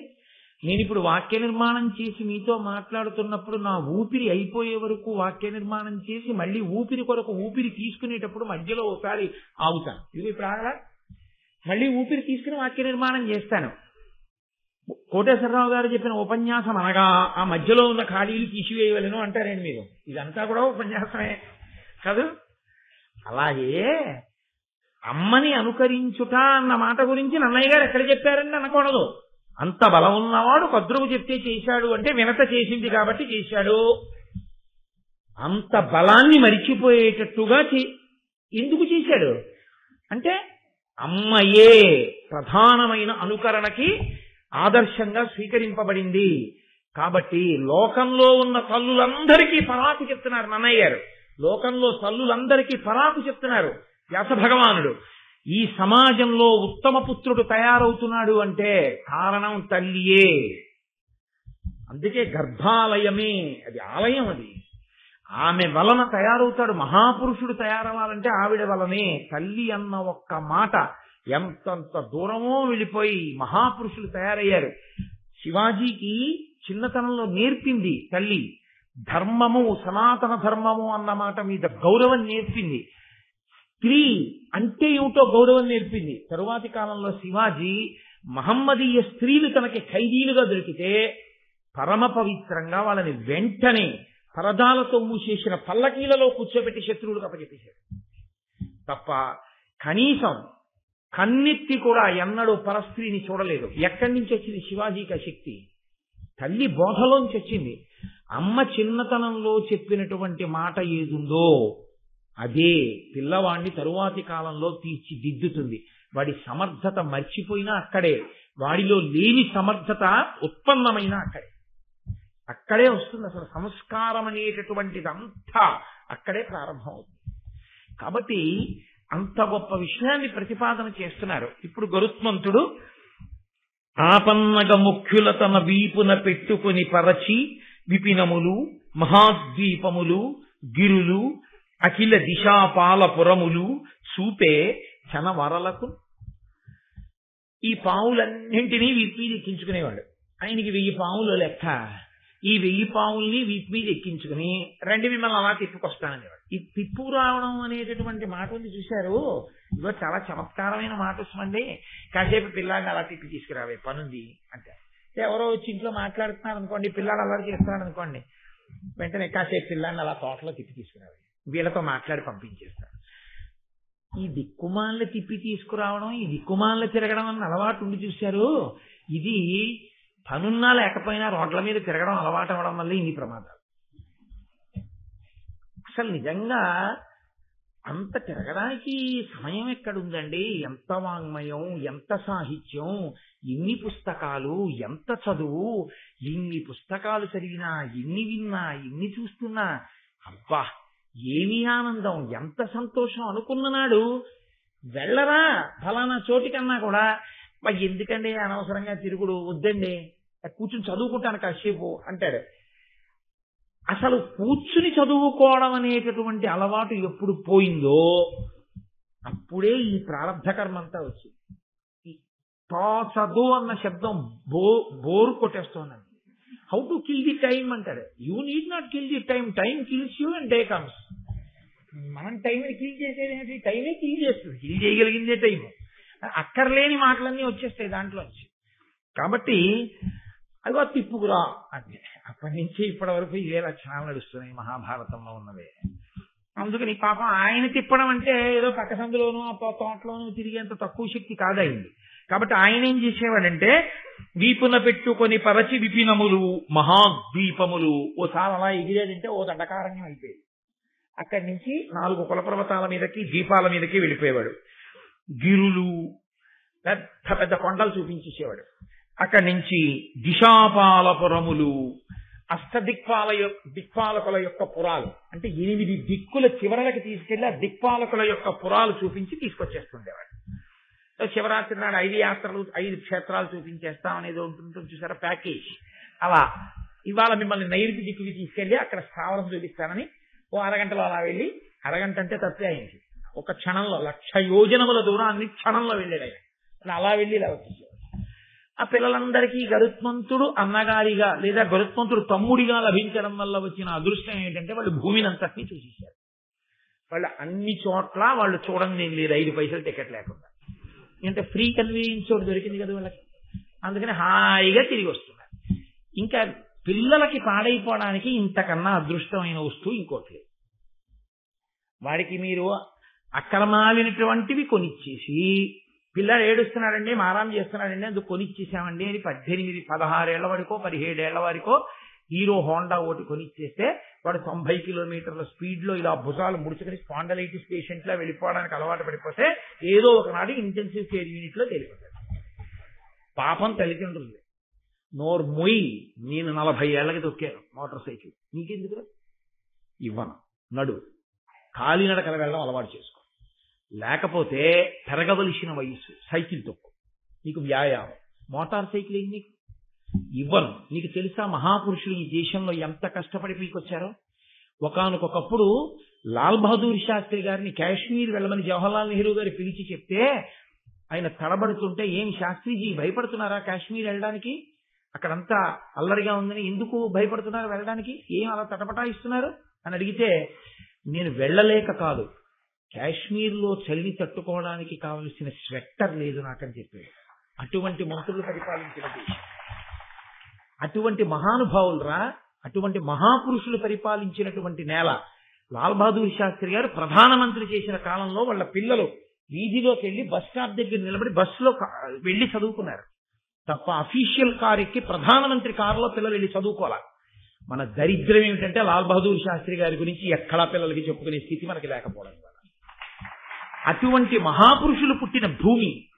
నేను ఎంత కష్టపడితే ఈ డబ్బు సంపాదించానో తెలుసా? నీకెందుకురా మోటార్ సైకిల్? నడవలేవా? సైకిల్ తొక్కలేవా? తొక్కు సైకిల్. నీ సైకిల్లో గాలి నువ్వు కొట్టుకోలేవా? సైకిల్ పంపు కొనిస్తాను, కొట్టు గాలి. ఏం ఒంట్లో ఓపిక ఉందిగా, కొట్టుకో గాలి అని తండ్రి పిల్లలు అనగలిగితే పిల్లలు విచ్చలవిడిగా తిరగరు. పిల్లలు తిరుగుతున్నారంటే పిల్లల్ని అని ప్రయోజనం లేదు. పిల్లలకి చెప్పగలిగితే వాళ్ళు వింటారు. మనకి ముద్దన్న పేరు మురిపెమన్న పేరు అవుతుంది, అందులో సమస్తమైనటువంటి కుసంస్కారాలు వచ్చేస్తున్నాయి. కాబట్టి ఈయనే ఉండలేడు 78 ఛానల్స్ లేకపోతే పిల్లాడు చూస్తే తప్పే. కాబట్టి ఆ రోజుల్లో గరుత్మంతుడు దొరికాడు, వాళ్ళకి చదువా సంధ్య తిరగడమే పని, వాళ్ళు తిరుగుతున్నారు. ఇప్పుడు మోటార్ సైకిల్ ఇచ్చిన తండ్రి ఎటువంటి వాడో అప్పుడు గరుత్మంతుడిని అప్పచెప్పి తిరగమన్న కంతులు అటువంటి. కాబట్టి వాళ్ళు అవన్నీ తిరుగుతున్నారు, చూస్తున్నారు, వస్తున్నారు, తింటున్నారు, పడుకుంటున్నారు, ఆడుకుంటున్నారు. చేసి పెట్టడానికి వినత తిప్పడానికి గరుత్మంతుడు బాగా దొరికారు. ఇంతకన్నా జీవితానికి అభ్యున్నతి ఏమిటి సాధించాలనుకుంటోంది కద్రువ. ఇది ప్రమాదం అక్కడ వచ్చింది. కాదు ఇలా ఉండకూడదు అని ఆవిడ అనుకుని ఉండుంటే ఏదో వాడంతా ముచ్చట పడుతున్నాడు కొందరు మోటార్ సైకిల్ అనని తల్లి అయ్యి ఉంటుంది కాదు. కాబట్టి అంటే నేను దాన్ని యథార్థంగా ఇవాల్టి సమాజానికి అన్వయం చేయడానికి ఆ మాట వాడుతున్నాను అని మీరు అర్థం చేసుకోవాల్సి ఉంటుంది తప్ప నేను ఎవరిని వ్యక్తిగతంగా అంటలేదు అని మీరు గుర్తుపెట్టుకోవాల్సి ఉంటుంది. ఇప్పుడు రోజు తిప్పుతున్నాడు, తీసుకొస్తున్నాడు, చక్కగా కాలం గడిచిపోతోంది. ఒక రోజు ఆయన ఏం చేశాడంటే, అక్కడికి వెళ్ళినా ఈశాన్య దిక్కుకి వెళ్ళినా చూసేశాం కదా, నైరుతి దిక్కుకి చూసేశాం కదా, ఇది చూసేశాం కదా అన్న మాట ఒకటి ఉంటుంది. కాబట్టి ఇక మళ్ళీ వాడు అక్కడికి వెళ్ళడు. తిరుపతి అయినా సరే నాతో కొంతమంది అంటుంటారు, తిరుపతి వెళ్ళినప్పుడు అక్కర్లేదు కానీ మీరు ఇంకెక్కడికైనా వెళ్ళినప్పుడు చెప్దురు అంటారు. అంటే నాకు చాలా ఆశ్చర్యంగా ఉంటుంది. తిరుపతి వెళ్ళినప్పుడు ఎందుకు వద్దు అన్నాను అనుకోండి, తిరుపతి చాలా మాటలు చూశామండి, తిరుపతి చాలా మాటలు చూశారా అని మీరు తీర్థం పేరు అడిగారంట. అది ఎక్కడుందండో, ఏమిటి చూసేశారు? వాడు చూసేసాట తిరుపతి, ఇంకా అక్కర్లేదు వాడికి జీవితం. తిన్నాను ఎందుకు తింటున్నావు మరి అంటే, చూసేశాం కదా అనడం ఒక లక్షణం. అదో మనస్సు యొక్క పరిణతి లేని స్థితికి ఇవన్నీ ఏవి జీవితాంతం అసలు ఎప్పుడూ చూసినా తనివి తీరకూడదో అవి చూసేశాం అనుకుంటూ ఉండడం అదొక దుష్ట లక్షణం. కాబట్టి అలా వెళదామా, దక్షిణ దిక్కుకి చూసేశాం, ఉత్తర దిక్కుకి చూసేశాం, మరి ఇంకా చూడందే ఉంది. ఆ పైకి సూర్యుడి దాకా వెళ్ళలేదు. మీ కర్మ ఎక్కడికి తీసుకెడతానన్నాడు. ఆయనకేం పోయింది, ఎక్కారు, బయలుదేరారు, సూర్యుడి వైపుకి పెడుతున్నాడు గరుత్మంతుడు. ఆయన అంటే తట్టుకుంటాడు, వీళ్ళకు ఉండద్దు ఆ శక్తి. నాన్నగారండి 100 కిలోమీటర్లు డ్రైవ్ చేసేయండి నాన్నగారండి, ఇంకా స్పీడ్గా వెళ్ళిపోవాలని నాన్నగారండి, ఆ కార్ దాటియాలి నాన్నగారండి అని అనుకోండి, నోరు మొయ్యి అనాలి తండ్రి, గట్టిగా పట్టు కూర్చో వెళ్ళిపోదాం అని అనుకోండి. వెనకాల వాడికి బేజారు వచ్చిన తర్వాత ఆపడానికి ఉండదు, గేర్లు మార్చాలి, యాక్సిలేటర్ తగ్గించాలి, బ్రేక్ వెయ్యాలి, అది తగ్గాలి స్పీడ్. ఈలోగా వాడి కింద పడిపోతే కళ్ళు తిరిగి. కాబట్టి డ్రైవ్ చేసేవాడికి ఉన్నంత నైపుణ్యం కూర్చున్నవాడికి ఉండాలని ఎక్కడుంది. కాబట్టి అలా అడగకూడదని కద్రువన్నా చెప్పాలి. వాళ్ళు ఏం చెప్తే చెయ్యని చెప్పింది. ఆయన తప్పే ఉంది. సూర్యుడి దగ్గరికి తీసుకెళ్ళన్నారు, రెండు ఎక్కండి అన్నాడు. తీసుకెళ్ళడం మొదలుపెట్టాడు. మొదలు పెడితే ఆ సూర్యమండలానికి దగ్గరగా వెళ్ళిపోతున్నారు. ఇంకా బాగా దగ్గరగా వెళ్ళలేదు. గరుత్మంతుడు హాయిగా ఉన్నాడు. ఆయనకి ఈ పిల్లలు ఏమైపోయారంటే శుభ్రంగా మాడి మసి అయిపోయి పైనుంచి కింద పడిపోయారు. అందులో బతికిన వాడు లేడు, చచ్చిపోయి కింద పడిపోయారు. చిత్రం ఏమిటంటే ఆవిడ తప్పు పట్టింది గరుత్మంతుడు. ఎంత బుద్ధి లేని వాడివిరా, నీకు బుద్ధి ఉండద్దండి. అసలు నిజంగానండి ఎంత ఆశ్చర్యంగా ఉంటాయో ఇవన్నీ. అది గడుసుతనం అనుకుంటారు కానీ చిచి ఇలా జీవించకూడదు, ఇలా మాట్లాడకూడదు అనేటటువంటి పరిస్థితి ఉండదు కొంతమంది దగ్గర. రే మేకు కొట్టాలి, పక్కింటికి వెళ్ళి సుత్తి పట్టరా అంటే ఆ కొడుకెళ్ళి ఆ పక్కింట్లో అడిగి వచ్చి అన్నాడు, నాన్నగారండి వాళ్ళకి సుత్తి ఉందిట కానీ ఇవ్వరట. అంటే ఏం ఎందుకు ఇవ్వరు? మేకులు కొడితే వాళ్ళ సుత్తి సొట్టలు పడుతుందట, అందుకని ఇవ్వరు. సుత్తి సొట్టలు పడుతుందా మేకు కొడితే? ఎంత స్వార్థం రా, మన సుత్తే ఉంది పట్టరాదుగో బూట్లో. అంటే దానికి ఏమి ఇంకా చాలా గడుసుతనంతో మాట్లాడుతున్నాం. మనం ఎవరి మీద తప్పు తోసేశామన్న దాని గురించిన తాపత్రయమే తప్ప అసలు మనం ఇలా మాట్లాడచ్చా అనేటటువంటి ధోరణి ఏమీ ఉండదు లోకంలో. కాబట్టి ఆవిడ గరుత్మంతుణ్ణి తప్పు పట్టి, పిల్లలు అడిగితే మాత్రం నువ్వు తీసుకెళ్ళండి, మరి ఆవిడేగా చెప్పింది తీసుకెళ్ళమని. పిల్లలందరూ చచ్చిపోయారు, నీవు బుద్ధిహీనుడవు, నీకు బుద్ధి లేదు అని నింద చేసి ఆవిడ దేవేంద్రుణ్ణి ప్రార్థన చేసింది.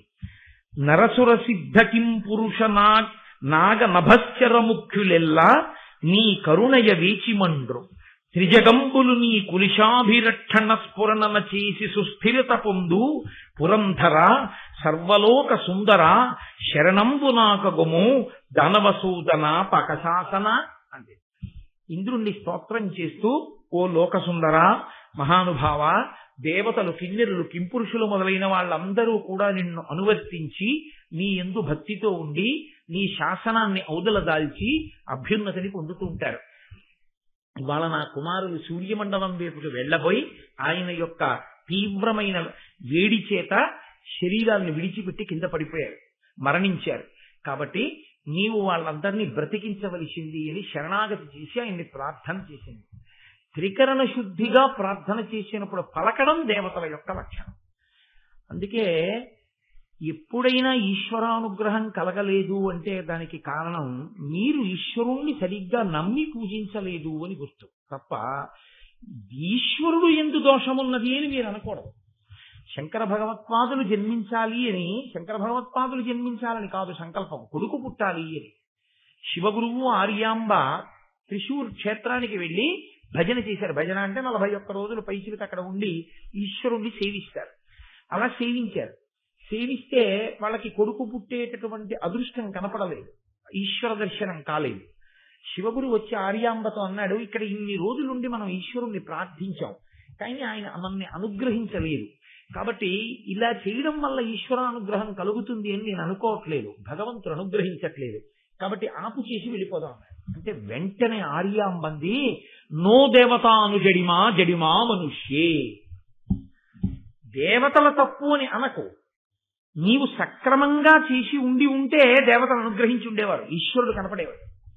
నీవు సక్రమంగా చెయ్యలేదు, నువ్వు చెయ్యలేదు కాబట్టి ఈశ్వరుడు కనపడలేదు. నీ ఎందు దోషం అనకు తప్ప ఈశ్వరుడు ఎందు దోషం అనకండి. అందుకు కదండి సాక్షాత్ పరమేశ్వరుడే ఆవిడ గర్భవాసమే చెయ్యాలని నిర్ణయించుకోవడానికి కారణం ఆవిడ యొక్క విశ్వాసం. ఇప్పుడు శివగురు వెళ్ళి మళ్ళీ ప్రార్థన చేశాడు. పరమశివుడు సాక్షాత్కరించి, నేనే నీకు కుమారుడిగా పుడుతున్నానని సాక్షాత్ కైలాసవాసి అయిన పరమేశ్వరుడు కాలనివాసి అయినటువంటి శంకర భగవత్పాదులుగా నమ కపర్దినీచ వ్యుక్త కేశాయ చ, జటాజూటంతో ఉండే పరమేశ్వరుడు, బోడిగుండుతో ఉండే పరమేశ్వరుడుగా ఈ లోకంలో పుట్టి ఆర్యాంబ గర్భవాసం చేసి శంకర భగవత్పాదులుగా పుట్టి భారతదేశం నలుచెరగల పాదచారి సంచరించి అధార్మికమైన వేద ప్రమాణములు తిరస్కరించే వాదనలను ఖండించి వేదాంతర్గతమైనటువంటి అద్వైత సిద్ధాంతము యొక్క ప్రామాణ్యమును స్థిరీకరించి, ఆయన కొత్తగా కనిపెట్టినది కాదు అద్వైతం, అద్వైతం వేదాంతర్గతం, వేదాంతర్గతమైన ప్రామాణికమైన అద్వైత సిద్ధాంతాన్ని రుజువు చేసి మళ్లీ అవైదికమైనటువంటి మతములు భారతదేశంలో ప్రవేశించకూడదని తూర్పున జగన్నాథులో గోవర్ధన పీఠము, పడమర ద్వారకలో కాళికాపీఠము, ఉత్తరమున బదరికాశ్రమంలో జ్యోతిపీఠము, దక్షిణమున శృంగగిరిలో శారదాపీఠము, 4 వైపులా 4 పీఠములను కాపు పెట్టి ఆ పీఠాలకి పరంపర ఏర్పాటు చేసి ఎక్కడ ఏది ఆమ్నాయం జరగాలో నిర్ణయం చేసి కంచికామకోటి పీఠానికి తాను స్వయంగా ఆధ్యక్షం వహించి పీఠాధిపతి మహానుభావుడు, భారతదేశానికి ఇంతగా సనాతన ధర్మ వైభవాన్ని అందించిన శంకర భగవత్పాదుల అవతారంగా పరమేశ్వరుడు భూమండలానికి రావడానికి కారణం ఆనాడు ఆర్యాంబ అన్న ఒక్క మాట, దేవతలది కాదు దోషం నీదే అని అంది కాబట్టి వచ్చింది శంకరాచార్యుల వారి అవతారం. దేవతల మీద నమ్మకం నీకుండి ప్రార్థన చేస్తే దేవతలు పలుకుతారు. అసలు విశ్వాసము నీకు లేకపోతే కలడు కలండనుడు వాడు కలడో లేడు సంశయాత్మా వినశ్యతి. ఆ అనుమానం ఎక్కడుంటుందో ఆ విశ్వాసము లేని చోట ఈశ్వరానుగ్రహము ఉండదు. ఏదో 10 రాళ్లతో పాటు అదో రాయి అనుకున్న వాడికి కాదు ఈశ్వరానుగ్రహం. ఈశ్వరుడు ఉన్నాడు అని నమ్ముకున్నవాడు ఎవడున్నాడో వాడికి ఈశ్వరానుగ్రహం తప్పకుండా ఉంటుంది. ఆనాడు కాదు, ఈనాడు కాదు, ఏనాడు ఉంటుంది. యథార్థంగా జరిగేయండి. ఒంటి నిండా నగలు దిగేసుకుని రైలు లేట్ అయిపోయి తిరువన్నామలలో దిగి ఒక ఆవిడ పెళ్లికి వెడుతోంది. వెడుతూ ఆటో వాడిని పిలిచి ఫలానా వీధిలో పెళ్లివారింటికి వెళ్ళాలి, తీసుకెళ్ళమని అడిగింది. అడిగితే అలాగేనని ఎక్కించుకుని అతను అరుణాచలం కొండలో ఉన్నటువంటి చెట్లలోకి తీసుకుపోతున్నాడు ఆటో. ఆవిడ బంగారాన్ని ఒలిచి దోచుకుందామని. ఆవిడికి ఏం చెయ్యాలో అర్థం కాలేదు. ఏం చెయ్యాలో అర్థం కాక అరుణగిరి వంక చూసి, ఇది స్థూల శివుడు అంటారు కాబట్టి నేను ఇప్పుడు ఆయన పాదాల దగ్గర నిలబడి ఉన్నాను, నేను పరమేశ్వరుడి పాదముల చెంత నిలబడి ఉండగా వీడు నా బంగారం ఒలవగలడా? ఆవిడ ప్రార్థన చేసింది. శివ, నేను నీ పాదముల దగ్గర నిలబడి ఉన్నాను, వీడు నా ఒంటి మీద చెయ్యేసి బంగారం ముట్టుకోగలడా? నువ్వు నన్ను కాపాడుతున్నావు అందంటే ఆవిడ కొండ చూడలేదు, ఈశ్వరుణ్ణి చూసింది అంతే. ఉత్తర క్షణం ఎక్కడి నుంచి వచ్చారో తెలియదు. ఆవిడ మహదైశ్వర్యవంతురాలు, బాగా చదువుకున్నది. ఈలలు వేసుకుంటూ పోలీసు వ్యాన్ వచ్చి పోలీసులు వచ్చి ఆటో వాడిని పట్టుకుని అరెస్ట్ చేసి తీసుకుపోతుంటే ఆవిడ నెంబర్స్ రాసుకుని నన్ను రక్షించారు కాబట్టి గవర్నమెంట్కి నేను లెటర్ రాస్తానని చెప్పి ఆవిడ పెద్ద అధికారి భార్య. ఆవిడ మర్నాడు పెళ్లి అయిపోయిన తర్వాత పోలీస్ స్టేషన్ లో ఎంక్వైరీ చేసింది ఆ నెంబర్స్ ఉన్న పోలీస్ కానిస్టేబుల్స్ ఎవరని. పోలీస్ స్టేషన్ లో చెప్పారు అసలు ఆ నెంబర్స్ ఉన్న కానిస్టేబుల్స్ లేరు, ఆ నెంబర్స్ లేవు ఇక్కడ. మరి ఎక్కడి నుంచి వచ్చారు? కావ్యకంఠ గణపతి ముని అన్నం కోసం ఏడుస్తుంటే గణపతి గుడి ఇల్లుగా మారి అందులోంచి అన్నపూర్ణమ్మ అన్నం పెట్టి తాంబూలం ఇస్తే తాంబూలాన్ని పక్కన పెట్టుకుని అన్న తమ్ముడు పడుకుని నిద్రపోయారు అరుణాచలంలో. తెల్లవారి నిద్ర లేచేసరికి అది గణపతి దేవాలయం. అమ్మవారు రాత్రిచ్చిన తాంబూలాలు కూడా వాళ్ళ పక్కన పెట్టున్నాయి. నమ్ముకున్న వాడికి నమ్ముకున్నంత. నీకు ఈశ్వరుడు ఉన్నాడు అన్న నమ్మకం నీకుంటే నిన్ను ఎలా గట్టెక్కించాలో ఈశ్వరుడికి తెలుసు. ఆ జల స్పర్శ చేత ఆ చనిపోయినటువంటి పావులన్నీ మళ్ళీ బతికాయి. చాలా సంతోషించింది. మళ్ళీ ఆ పావులన్నింటినీ గరుత్మంతుడికి అప్పచెప్పింది. సూర్యమండలం వైపుకు మాత్రం ఎప్పుడూ తీసుకెళ్ళను, వాళ్ళని ఇతరమైనటువంటి వైపుకి తిప్పుతూ ఉండేది. ఆయన ప్రతిరోజు తీసుకెడుతున్నాడు, తిప్పుతున్నాడు. ఒకానొక రోజున ఆయన మనసు కుందింది. ఏమిటిది, నేను ఎందుకు ఇలా ఊడిగం చేయడం? ఇంత శక్తి ఉంది, ఇంత బలం ఉంది, నేను ఎందుకు అసలు ఈ పావుల్ని ఇలా తిప్పుతూ ఉండడం? ఈ పావుల్ని ఇలా తిప్పి నేను మాట పడ్డాను. అమ్మ ఎందుకు చేస్తుంది వినతకి ఇలా సేవ? నేనెందుకు చెయ్యాలి ఈ పావులకి సేవ? కాబట్టి ఈ మాట పావులను అడుగుదాం, ఈ మాట కద్రువును అడుగుదాం ఆయన అనుకోలేదు. ఈ మాట అమ్మను అడుగుదాం అనుకోలేదు. యుక్తాయుక్త విచక్షణ అని ఒకటి ఉంటుంది. తెలిసి తెలియని వయస్సులో ఏది పడితే ఎవరిని పడితే వారిని ప్రశ్నించకూడదనేటటువంటి అధికారము పిల్లల దగ్గర నుంచి తీసేసి మమ్మల్ని అడుగు తప్ప నువ్వు స్వతంత్రంగా పెద్దవాళ్లతో మాట్లాడే పరిపక్వత నీకు రాలేదు, నువ్వు మాట్లాడకూడదు. కాబట్టి జాగ్రత్తగా ఉండు అని నేర్పితే ఇంకొకలా ఉంటుంది. నేను స్వోత్కర్షకి చెప్పాను అని మీరు అనుకోకపోతే మీతో మాట మనవి చేస్తాను.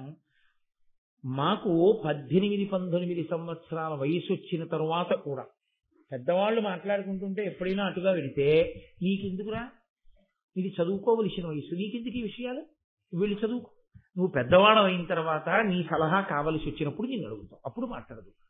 ఇప్పుడు నీకు అనవసరమైన విషయాల్లో నువ్వు జోక్యం చేసుకోక్కర్లేదు, నువ్వు సలహా చెప్పక్కర్లేదు, నీ చదువు నువ్వు చదువు. అది ఆనాటి నుంచి ఈనాటి వరకు అనవసరపు విషయాల జోలికి వెళ్ళి ప్రతి విషయాన్ని అదెలాగా ఇదెలాగా, వాడేం చేస్తున్నాడు, వీడేం చేస్తున్నాడు, వీడికి ఎంత ఆస్తుంది, వాడికి అప్పు ఎంత ఉంది, ఇవన్నీ అడగాలనే తాపత్రయం లేకుండా చేసింది. అది మనకెందుకు అనేటటువంటి స్పృహని ఒకదాన్ని ఏర్పాటు చేసింది. అది ఇవాళ కించిత్ సంస్కారం ఎక్కడైనా నిలబడితే అది నా గొప్ప కాదు, అది పెద్దవాళ్ళు ఏర్పాటు చేసినటువంటి గౌరవం, అది వాళ్ళు ఇచ్చినటువంటి సంస్కార బలం. మీరు మహాభారతంలో ఏ చిన్న విషయాన్ని విస్మరించడానికి ఉండదు. ఇంత బలం ఉంది కదా అన్న ఆలోచన రాగానే మీరు గుర్తుపెట్టుకోండి, ఎవరి మీద తాను కోపంతో ఉన్నాడో, ఎవరి వలన ఖేద పడుతున్నాడో వాళ్ళ మీద తిరగబడే లక్షణం. కానీ ఆయన అలా తిరగబడలేదు. నాతో నేను సర్వీస్లో జాయిన్ అయిన కొత్తల్లో ఒక మహానుభావుడు ఉండేవాడు. ఆయన నాకు ఒక సలహా చెప్పాడు. ఏమయ్యా, నువ్వు చాలా ఆలస్యంగా జాయిన్ అయ్యావు, నేను రిటైర్ అయిపోతాను 2 ఏళ్లలో, నీకొక్క సలహా చెప్పాలనిపిస్తోంది కోటేశ్వరరావు, కాబట్టి సలహా చెప్తాను, ఇది బాగా జ్ఞాపకం పెట్టుకో, నేను 2 ఏళ్ల తర్వాత వెళ్ళిపోతాను. ఎప్పుడైనా సరే ఆఫీస్లో అందరికన్నా పెద్ద అధికారితో దెబ్బలాడడం అన్నది నీ జీవితంలో జరిగితే ఇక నువ్వు సర్వీస్లో ఉండడానికి ఇష్టపడను, ఇక ఈయన దగ్గర నుంచి నేనన్నా వెళ్ళిపోతాను, రిజిగ్నేషన్ అన్నా ఇచ్చేస్తాను అన్న ధైర్యం ఉంటే దెబ్బలాడు. ఇక ధైర్యం లేకపోతే ఎప్పుడూ దెబ్బలాడవద్దు పై అధికారులతో. పై అధికారుల యొక్క శక్తిని ప్రశ్న వేయవద్దు. వాడికి ఏం తెలుసండి అని అనద్దు. తెలుసో తెలీదో ఆ పదవిలో కూర్చోబెట్టారంతే. ఆయనకి గౌరవించి ఆయన చెప్పింది చేయడం నువ్వు నేర్చేసుకోవు, ప్రశాంతంగా ఉంటావు. నువ్వు ప్రశాంతంగా ఉంటే నీ భార్య బిడ్డలు ప్రశాంతంగా ఉంటారు. నువ్వు ఏమైనా అవతల వారి సమర్థతని నువ్వు విచారణ చేసినా ఇప్పుడు ఆయన్నేం పదవిలోంచి తీసి నిన్ను కూర్చోబెట్టరు. 2, నువ్వు ఆయనతో దెబ్బలాడితే అధికారం ఆయనది, ఆయన నిన్ను ఇబ్బంది పెట్టగలడు, నువ్వు ఆయన్ని ఇబ్బంది పెట్టలేవు. నువ్వు ఇబ్బంది పడి ఇంటికి వచ్చి ముఖం ఇలా పెట్టుకుని భార్యా బిడ్డల మీద దెబ్బలాడితే వాళ్ళ మనశ్శాంతి పోతుంది. కాబట్టి ఈసారి దెబ్బలాడడం అంటూ జరిగితే, నా పిల్లలు సెటిల్ అయిపోయారు, నాకేం ఉద్యోగం చేయవలసిన అవసరం లేదు, నాకు నచ్చక దెబ్బలాడడం అంటూ జరిగిన నాడు ఆయన నా మాట విని నేను చెప్పిన మాట గౌరవించకపోతే నేను మర్యాదగా రిజైన్ చేసి వెళ్ళిపోగలను అని అనుకుంటే దెబ్బలాడు. అంతకాలం ఎప్పుడూ దెబ్బలాడవద్దు. నాకు ఇప్పటికీ ఆ విషయం జ్ఞాపకం వస్తుంది. ఎందుకు జ్ఞాపకం వస్తుందో తెలుసా అండి? అధికారులతో తొందరపడి దెబ్బలాట పెట్టేసుకుని నానా అగచాట్లు పడిపోయి, ఇబ్బందులు పడిపోయి, కుటుంబాలను ఇబ్బందులు పెట్టేసుకుని అల్లరి పడిపోయి, జీవితంలో వ్యధ చెందిపోయి, వాళ్ళ దగ్గరికి వెళ్ళి వీళ్ళ దగ్గరికి వెళ్ళి సలహాలు అడిగి ఎంతమంది ఉంటారో.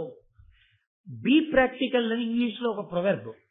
కొన్ని మీరు హేతువుని, యథార్థాన్ని విడిచిపెట్టి మాట్లాడడం కుదరదు. యథార్థం ఏదో దాన్ని మాత్రమే మీరు పట్టుకోవాల్సి ఉంటుంది.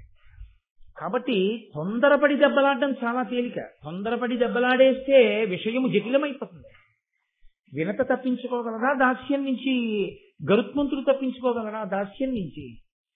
కాబట్టి ఆయన పరిణతి అన్న మాటకు అది గుర్తు. పిల్లవాడయ్యి ఉండొచ్చు గరుత్మంతుడు, ఎవరిని అడగాలో వారిని అడిగాడు. వెళ్ళి అమ్మని అడిగాడు. అమ్మని అడిగేటప్పుడు కూడా ఎంత చక్కగా అడిగాడో చూడండి. ఏమిటమ్మా ఇష్టం వచ్చినట్టు అలా ప్రవర్తిస్తుంది పిన్ని, అలా పెద్దమ్మ అని అనలేదు. ఎందుకని ఉండడు? మీరు ఒక్కటే గుర్తించవలసి ఉంటుంది. అలా అనలేకపోయాడు అంటే వినత ఒప్పుకోదు అని మీరు గ్రహించారు. తప్పు. పెద్దమ్మ వల్ల ఇబ్బంది వచ్చినా ఆవిడ అమ్మ కన్నా పెద్దమ్మ కాబట్టి పెద్దమ్మ ఏం చెప్పినా ఆశీర్వచనమే తప్ప నువ్వు పెద్దమ్మని అలా ధిక్కరించకూడదు. నువ్వు వాళ్ళని అలా అనకూడదు, వాళ్ళు అన్నయ్యుడు అని ఆవిడ ఏదో మంచి నేర్పింది. నేర్పకపోతే తాను తిరగబడకుండా వినతనెళ్ళింది కడిగాడు. ఆ పరిణతి కదు గరుత్మంతుణ్ణి శ్రీ మహావిష్ణువుకి వాహనం చేసింది. ఆయన ధ్వజం మీద గుర్తు చేసి ఈ స్థితి ఎక్కడి నుంచి వచ్చింది అంటే తల్లి బిడ్డల్ని పెంచినటువంటి స్థితిలోంచి వస్తోంది. మహాభారతం మనకే నేర్పుతుంది విషయాల్ని. అది తెలుసుకోనప్పుడు మనం పొందేటటువంటి వైక్లభ్యాన్ని కూడా పరోక్షంగా మనకి బోధ చేస్తుంది. కాబట్టి ఆయన అన్నాడు తల్లి దగ్గరికి వెళ్ళి, ఆయత పక్షతుండ హతిన కులశైలములెల్ల నుగ్గుగా చేయు మహాబలంబును ప్రసిద్ధియునుంగల నాకు ఈ పనిం బాయక వీపునం దవడు పాముల మోవను వరికిం పనుల్ సేయను ఏమి కారణము చెప్పుము దీని భయోరుహాననా. అమ్మా ఏమిటమ్మా ఈ ప్రారంభం? నేను నా రెక్కల యొక్క వేగంతో వెడుతూ నా ముక్కు యొక్క చివరి భాగంతో పొడిస్తే కులపర్వతాలు ముక్కలైపోతాయమ్మా, ధూళి కింద రాలిపోతాయి. అంత బలం కలవాణ్ణి, అంత ప్రసిద్ధి పొందిన వాణ్ణి, ఇంత బలం కలిగిన వాణ్ణి, ఇంత తేజస్సున్న వాణ్ణి ఏమి ప్రారంభం అమ్మా? ఈ పని బాయక వీపునం దవడు పాముల మోవను, పనికి మాలిన పాములన్నింటినీ వీపు మీద ఎక్కించుకొని తిప్పుతున్నానమ్మా వీధులన్నీ. ఏమీ ప్రారంభం? నువ్వు చూస్తే ఆ కద్రువుకి సేవ చేస్తున్నావు, ఎందుకు వచ్చిందమ్మా ఇలాగా? దీనికి కారణం ఏమిటో చెప్పవా తల్లి? అసలు మనం ఎందుకు ఇలా చేస్తున్నాం? నువ్వు కశ్యప ప్రజాపతి భార్యవి, ఆవిడ కశ్యప ప్రజాపతి భార్య, మరి ఎందుకు మనం ఇద్దరం ఇలా ఉంటున్నాం? నాకు కారణం చెప్పమ్మా అంటే తల్లండి ఇది ఇప్పుడు ఆవిడ ఉన్న మాట చెప్పేసింది అంటే అతిశయం పోయింది. 500 సంవత్సరాల దాస్యం ఆవిడికి ఇచ్చిన గొప్పతనం ఏమిటంటే ఇదిగో ఈ స్థితి. అందుకే ఏళ్ళనాటి శని వస్తే జాతకంలోకి ఒక అదృష్టంగా భావించండి.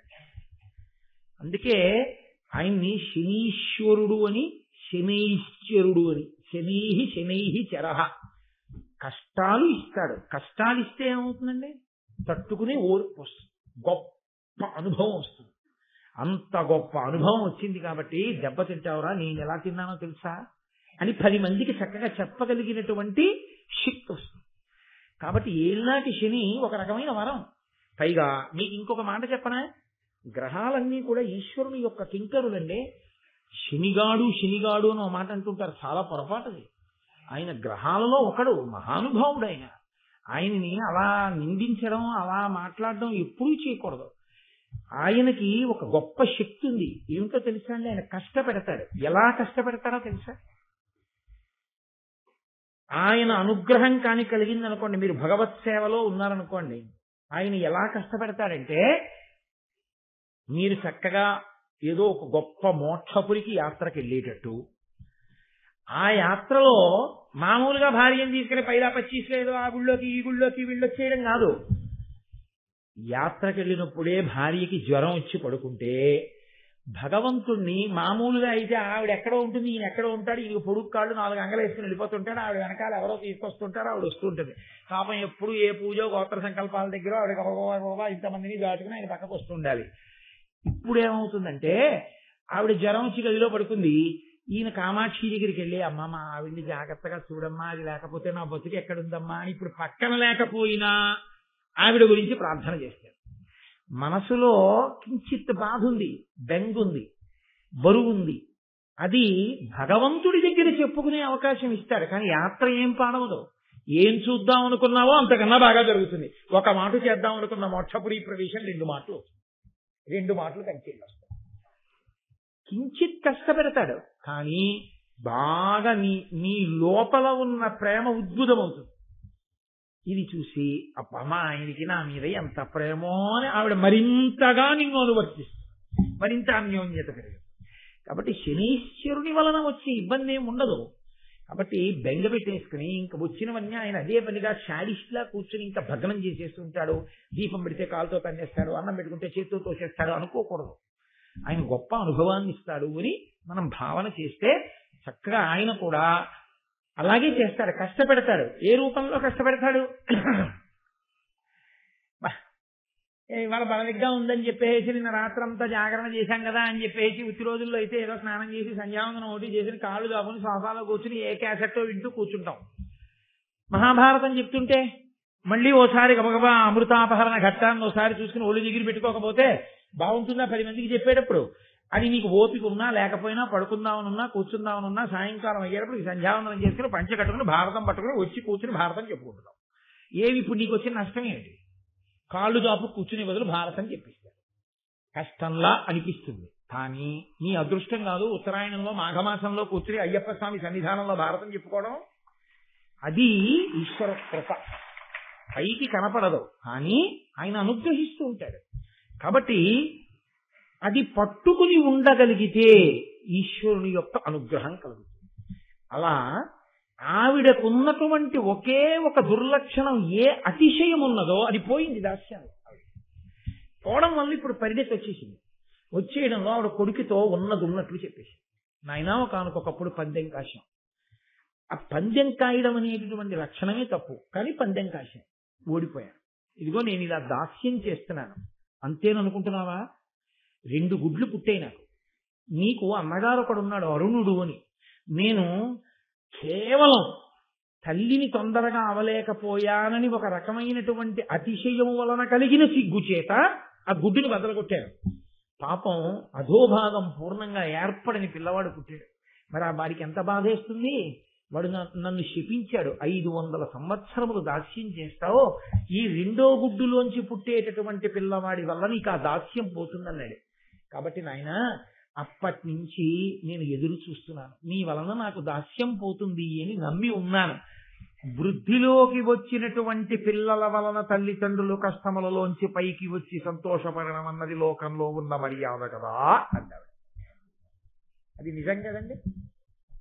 లోకంలో తల్లిదండ్రులకి గొప్ప సంతోషం ఎప్పుడో తెలుసా? తాము పెంచి పెద్ద చేసుకున్నటువంటి బిడ్డలు ప్రయోజకులై వాళ్ళు అమ్మని నాన్నని ఎంతో సంతోషంగా చూస్తున్నారనుకోండి, ఆయన పడ్డ కష్టాలన్నీ మర్చిపోతాడు. మర్చిపోయి అబ్బా ఎంత హాయిగా ఉన్నానో, ఎంత సంతోషంగా ఉన్నానో అంటాడు. అదే పిల్లలు ప్రయోజకులు కాలేదనుకోండి, పిల్లలు తల్లి తండ్రి వంక అలా ప్రేమగా చూసేవాళ్ళు కారనుకోండి, ఆయనకు ఆ సంతోషం ఉండదు. నేను మీతో చెప్తున్నవి పచ్చి యథార్థాలు మాట్లాడుతున్నాను, జీవితంలో మీరు గ్రహించాలి. ఒక వయస్సులో మంచి భార్య రావడం సంతోషం, ఒక వయసులో డబ్బు బాగా సంపాదించడం సంతోషం, ఒక వయసులో 2 కొడుకులు పుట్టడం సంతోషం, కన్యాదానం చేయడానికి కూతుళ్లు పుట్టడం సంతోషం, ఇంకొక వయసులో మంచి అల్లుళ్ళు రావడం సంతోషం, ఇంకొక వయసులో కొడుకులు కూడా ప్రయోజకులు కావడం సంతోషం. పండిపోయే స్థితిలో ఆ పిల్లలందరూ పరమ ప్రేమతో నాన్నగారండి నాన్నగారండి నాన్నగారండి అని, అన్నయ్య దగ్గరికి వెళ్తే తమ్ముడు నాన్నగారండి ఎప్పుడు వచ్చేస్తారు నాన్నగారండి అంటాడు. తమ్ముడి దగ్గరికి వెళ్తే అన్నయ్య నాన్నగారండి ఎప్పుడు వచ్చేస్తారండి అంటాడు. నాన్నగారు ఉన్న చోటకి పిల్లలందరూ వచ్చి చుట్టూ కూర్చుని మాట్లాడతారు. నాన్నగారితో పిల్లలకి ఇబ్బందులు లేవు, పిల్లలతో నాన్నగారికి ఇబ్బందులు లేవు. చక్కగా నాన్నగారి పేరు మీద అంత గౌరవంతో నాన్నగారి గౌరవాన్ని నిలబెడుతూ పిల్లలు నాన్నగారు కలిసి ఉన్నారు. ఇప్పుడు ఆయనకి పిల్లల కన్నా, కొడుకుల కన్నా, కూతుళ్ల కన్నా, అల్లుళ్ళ కన్నా, మనవల కన్నా, ఐశ్వర్యం కన్నా ఆయన గర్వంగా చెప్పేది ఏం చెప్తాడో తెలుసా అండి? చాలా సంతోషం అండి. ఏదో నేను పెద్ద అబ్బాయి దగ్గరికి వెళ్ళాను అనుకోండి, మా అమ్మాయి అంటుంది నాన్నగారండి నా దగ్గర కూడా వచ్చి ఉండొచ్చు కదా, ఆడపిల్ల ఇంట్లో ఉండకూడదు అంటారు, ఏంటి నాన్నగారండి అంటుంది. మీకు విచిత్రం తెలుసా? మా అల్లుడు అంటాడు, ఏంటండి మామయ్యగారండి అలా అంటారు, మీరే కదండి ఆ పితృపంచకంలో ఒకడు మామగారని చెప్పారు. మామయ్యగారు వచ్చి 3 నెలలు నా దగ్గర ఉండి విశ్రాంతి తీసుకుని వెళ్ళండి మామయ్యగారండి, హాయిగా కారు ఉంది, మిమ్మల్ని దేవాలయాలు అవి అన్ని తిప్పుతాను, సాయంకాలం పూట వచ్చి ఉండండి అంటారండి. అల్లుడు కొడుకులా మాట్లాడతారండి. ఎంత ప్రేమ అనుకుంటున్నారా?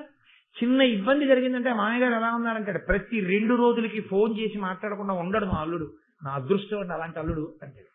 ఇప్పుడు ఐశ్వర్యం తను సంపాదించింది చెప్పడు, తను చదువుకున్నది చెప్పడు, తన బిడ్డల గురించి చెప్తాడు. తన బిడ్డల వలన పొందుతున్న తృప్తిలో పరమ సంతోషంగా గడిపి ఈశ్వరుడికి నమస్కారం దేనికి చేస్తాడో తెలుసండి? నాకింత చదివిచ్చావు, నాకింత వ్యాపారం ఇచ్చావు, నాకింత డబ్బు ఇచ్చావు, నాకు ఇన్ని ఇళ్ళు ఇచ్చావు, నాకు ఇన్ని మేడలు ఇచ్చావు, నాకు ఇన్ని మిద్దెలు ఇచ్చావు అండవు, నాకింత మంచి బిడ్డలు ఇచ్చావు నమస్కారం. ఇది జీవితంలో ఉండే ప్రస్థానం. రామాయణంలో దశరథుడికి ఇంకోలా అయింది, ఆ బిడ్డడు దూరం చచ్చిపోయాడు. ఇక్కడ వినత సంతోషం ఏమైందంటే, ప్రయోజకుడైన కొడుకు వల్ల నేను ఈ స్థితిని పొందుతున్నాను అంటున్నాడు. నువ్వు ప్రయోజకుడివిరా నాయన, నీ వల్ల నేను ఈ దాస్యం నుంచి పైకి వస్తాను, నీ అన్న చెప్పాడు, ఆ మాట పోదు. కాబట్టి ఇంతకన్నా తల్లిదండ్రులకి సంతోషమే ఉంటుంది. నా అపరిపక్వతతో, నా తెలియని తనంతో కష్టం తెచ్చుకున్నాను, కానీ కడుపున పెట్టిన బిడ్డడు నన్ను ఆ కష్టం నుంచి పైన పడేస్తున్నాడు, ఇంకింతకన్నా నాన్న నాకేం కావాలరా అంటుంది. చూడండి, అంత బాగా చదువు వచ్చిరాని తండ్రి ఉన్నాడు అనుకోండి, జీవితంలో తన కష్టపడి పైకి వచ్చాడు, బాగా చదువుకున్నాడు కొడుకు. నాన్నగారని ఇంకా మీకు ఎందుకు అవన్నీ, నేనున్నాను కదా, నేను చూస్తాను, అన్నీ నేను చూసి నాన్నగారండి సంతకం పెట్టండి అంటే పెట్టండి, లేకపోతే మీరు వాళ్ళని వీళ్ళని అడగండి, ఏమిటి మీ కర్మ, నేను చూస్తాను అని కొడుకు నాన్నగారికి అన్ని చూసి పక్కన కూర్చుని, నాన్నగారండి ఇది ఇలా రాశారు, ఇలా వద్దు నాన్నగారండి, ఇలా రాయిద్దాం నాన్నగారండి అని అనుకోండి. ఆ తండ్రి వాటిని చూడటం, ఆ కొడుకు వంక చూస్తూ మురిసిపోయి చాలు, ఇలాంటి కొడుకున్నాడు ఇంకేం కావాలి. అది తల్లిదండ్రులకి బిడ్డలకి ఉండే అనుబంధాన్ని చెప్తోంది మహాభారతం. గృహస్థాశ్రమంలో గృహస్థు తరించేది అక్కడ, పొంగన్న మాట అక్కడ ఉంటుంది. తాను చదువుకున్నాడు, తాను గొప్ప కీర్తి సంపాదించాడు, తాను ఎంతో డబ్బు సంపాదించాడు, తాను కొడుకుని కన్నాడు, ఎన్ని నేర్పాలో అన్ని నేర్పాడు, కొడుకు గుణం చెయ్యాడు. ఇప్పుడు తండ్రి బెంగ దేని మీద ఉంటుంది చివరి కాలంలో? నాకు బిరుదులున్నాయి, నాకు సింహతలాటాలున్నాయి, నాకు స్వర్ణ కంకణాలున్నాయి, వీధిలోకి వెడితే నా కాళ్ళ మీద పడి నమస్కారం చేస్తారు కానండి, ఆంతరంగికులు ఎవరైనా వస్తే ఏమిటో పాపం మీ ప్రారంభం ఆ కొడుకే అలా అంటారు, వాడేనండి నాకు, నా మనసుకి శాంతి లేదంటే. అందరికీ తన వాక్కులతో శాంతిని ఇచ్చేవాడికి శాంతి లేదు. ఎందుకని? కొడుకు అటువంటి వాడు. అంటే నాకు అనుకోలేరు మహాప్రభు, నా కొడుకు అటువంటి వాడు కాదు, ఈశ్వరుడి దయ వల్ల. అంటే మీతో వ్యక్తి స్థితికి చెప్తున్నాను, ఒక్కొక్క దశలో ఒక్కొక్కటి ఉంటుంది.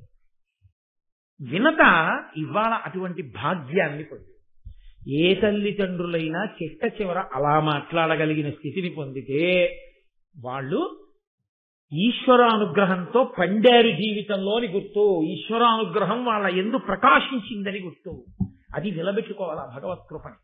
కాబట్టి ఇప్పుడు ఈ మాట ఆయన చెప్తే, ఆయన వినత గరుత్మంతుడితో చెప్తే, ఆయన ఆ పాముల దగ్గరికి వెళ్ళి ఒక రోజున వాళ్ళని అలా విహారం చేయించి తీసుకొచ్చి కూర్చోబెట్టి వాళ్లతో ఒక మాట అన్నాడు, నేను మిమ్మల్ని ఇంతగా సేవిస్తున్నాను, మా అమ్మ మీ అమ్మని సేవిస్తోంది, దీనికి అంతటికీ కారణం వాళ్ళిద్దరి మధ్య జరిగినటువంటి పందెం, దానివల్ల మా అమ్మ దాస్యాన్ని పొందడం. నేను మీకు ఏం చేస్తే నన్ను మా అమ్మని దాస్యం నుంచి బయటపడేస్తారో మీరు చెప్పండి. అంటే ఇక్కడ మీరు ఒక్క విషయం ఆలోచించాలి. 2 కోణములు ఉంటాయి. ఒకటి, వెంటనే వాళ్ళేమనొచ్చంటే, చాలు పుట్టినప్పటి నుంచి పిన్నమ్మ అంత చేసింది, పుట్టినప్పటి నుంచి తమ్ముడు అంత చేశావు, ఇంకా ఏం చేయాలి, మిమ్మల్ని దాస్యం నుంచి విడిపించడానికి ఇంకా నువ్వేమైనా తేవాలా మాకు? ఎప్పటికీ మన మధ్య ఈ అన్నదమ్ముల అనుబంధం ఇలా ఉండిపోతే చాలు. ఎప్పటికీ మమ్మల్ని నువ్వు రక్షిస్తుండు, మేము నిన్ను రక్షిస్తుంటాం, చెయ్యి కలిసి మనం అన్నదమ్ములుగా నిలబడదాం.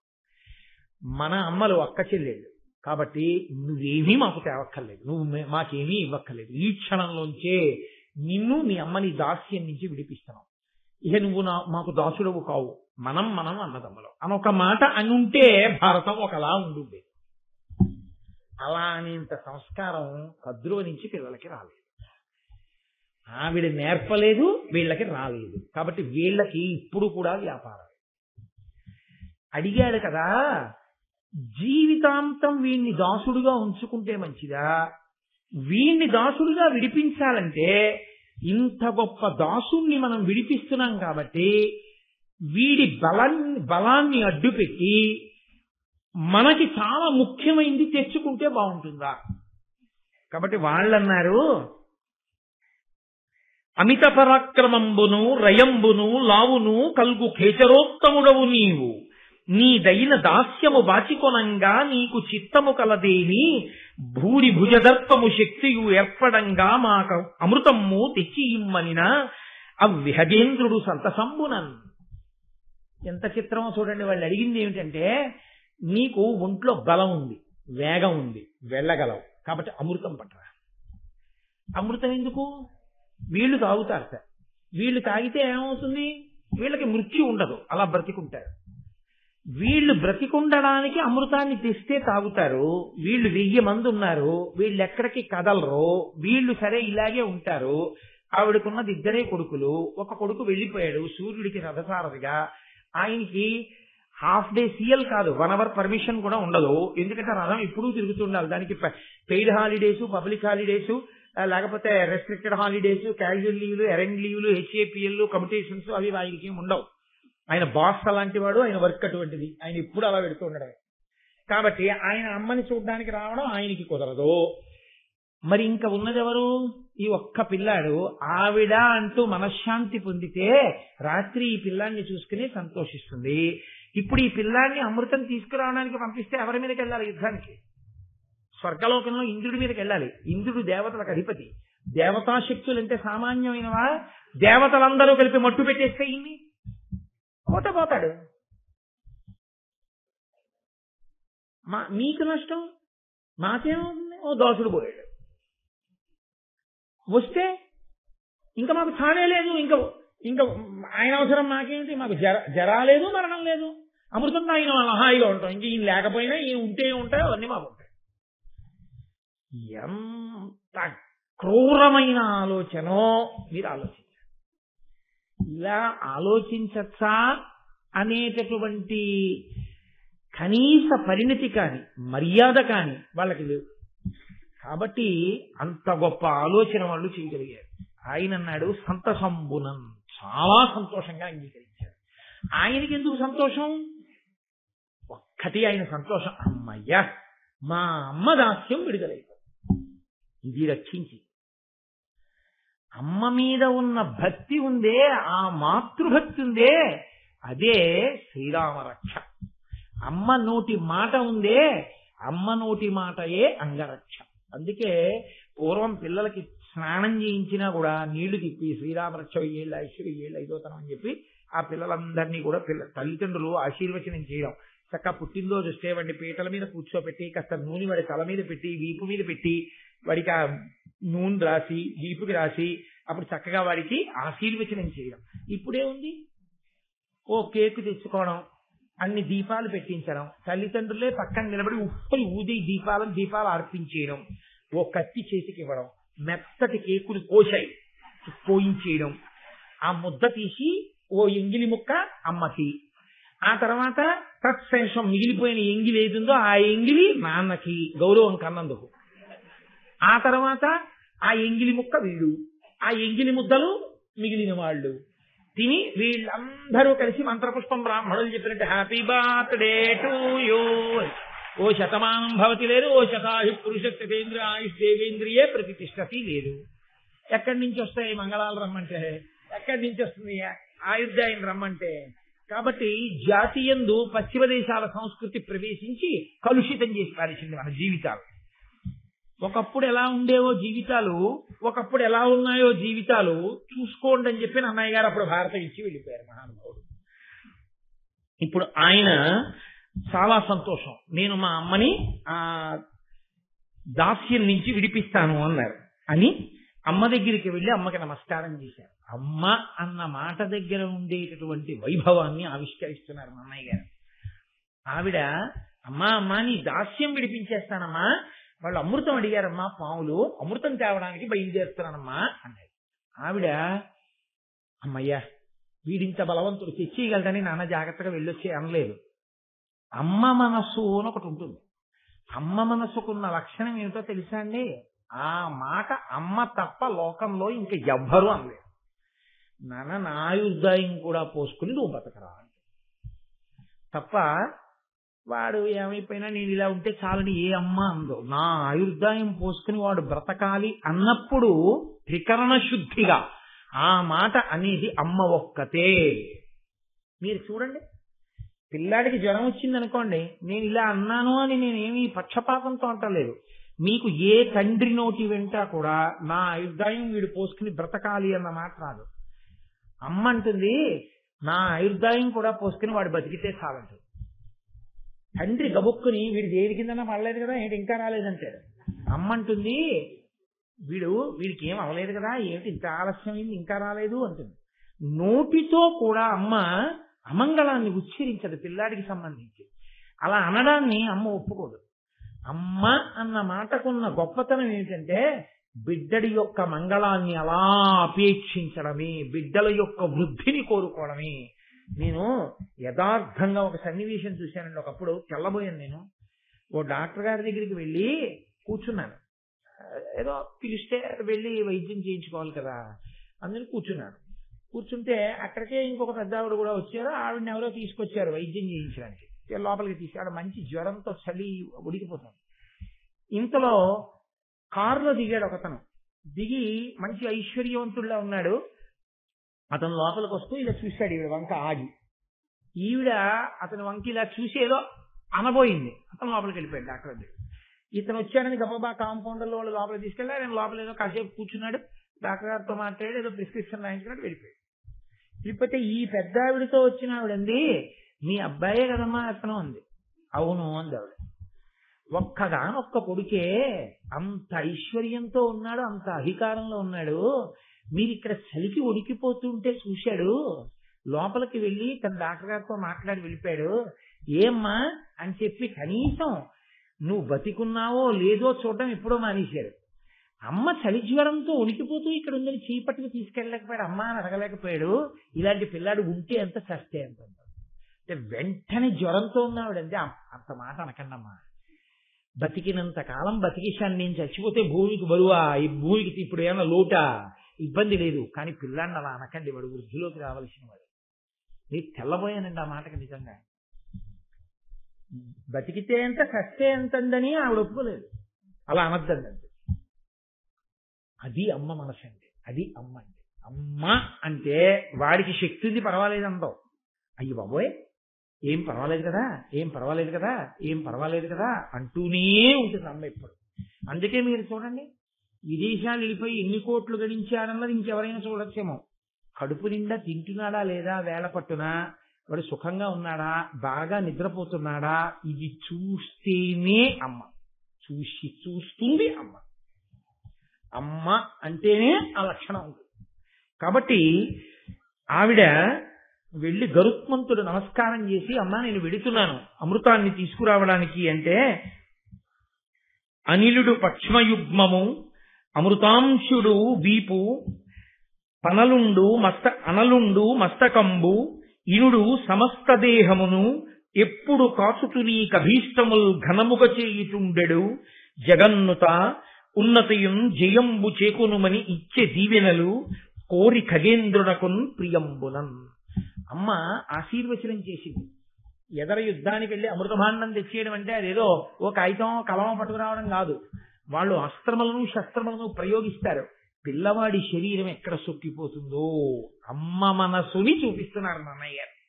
కాబట్టి ఆవిడంది ఆశీర్వచనం చేస్తూ, అనిలుడు పక్ష్మయుగ్మము, నాయన వాయువు సంతతము నీ రెక్కలను కాపాడుగాక, చంద్రుడు నీ వీపును పృష్ఠభాగమును రక్షించుగాక, అగ్ని నీ శిరస్సును రక్షించుగాక, సూర్యుడు నీ శరీరమునంతటినీ రక్షించుగాక.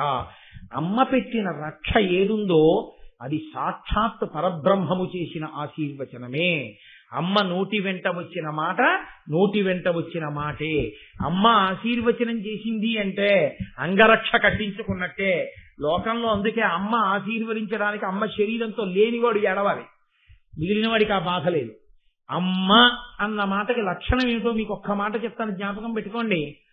ఒక మహాసభలో సన్మాన పత్రం ఇచ్చి గండపెండేరమో లేకపోతే చేతికి స్వర్ణ కంకణమో వేశారనుకోండి, అందరంటారు అబ్బా ఏమి గొప్పవాడండి, ఎంత సభాపూజ్యత అండి, స్వర్ణ కంకణం వేశారు మహానుభావుడికి, అంత గొప్ప సన్మాన పత్రం ఇచ్చారు, ఏం అదృష్టమో, ఏ జన్మలో ఏ పుణ్యం చేసుకున్నాడో అంత గొప్ప స్థాయిని పొందాడంటుంది.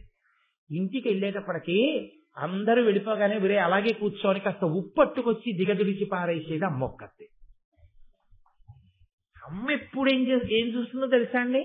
వీడికి కనురాపు తగిలిపోతుందేమో, వీడి ఒళ్ళు వేడెక్కుతుందేమో అంటుంది, జ్వరం వస్తుందేమో అందో మీరు చూడండి, వీడికి ఉష్ణం వస్తుందేమో అంటుంది. అసలు నిజంగా నేను ఒక ఆవిడని అడిగాను, ఏమ్మా పెంటయ్య అని పేరు ఎందుకు పెట్టుకున్నారమ్మా, నేను బ్రాహ్మణులు అలా చూడలేదు ఎప్పుడును అన్నారు. అంటే ఆవిడన్నారు నాతోటి, మహాైశ్వర్యం నాయన మాది. ఆ రోజుల్లో ఈయనకి అంటే ఆవిడ భర్తకి బిడ్డలు కలగలేదు, ఎందరో నమస్కారం చేసేవారు ఆయనకి బిడ్డలు కలగకూడదని. ఆయనకి బిడ్డలు కలిగితే ఐశ్వర్యం అంతా మాకు ఉండిపోతుంది, లేకపోతే ఆ మిగిలిన వాళ్ళ పిల్లలకి ఇస్తారని, ఎవరినో ఒకళ్ళని పెంపు తీసుకుంటారని బిడ్డలు కలగకూడదని పూజలు చేయించారు. అదృష్టం కొద్దీ నాకు ఈ కొడుకు పుట్టాడు నాయన, ఒక్కడే ఒక్క కొడుకు.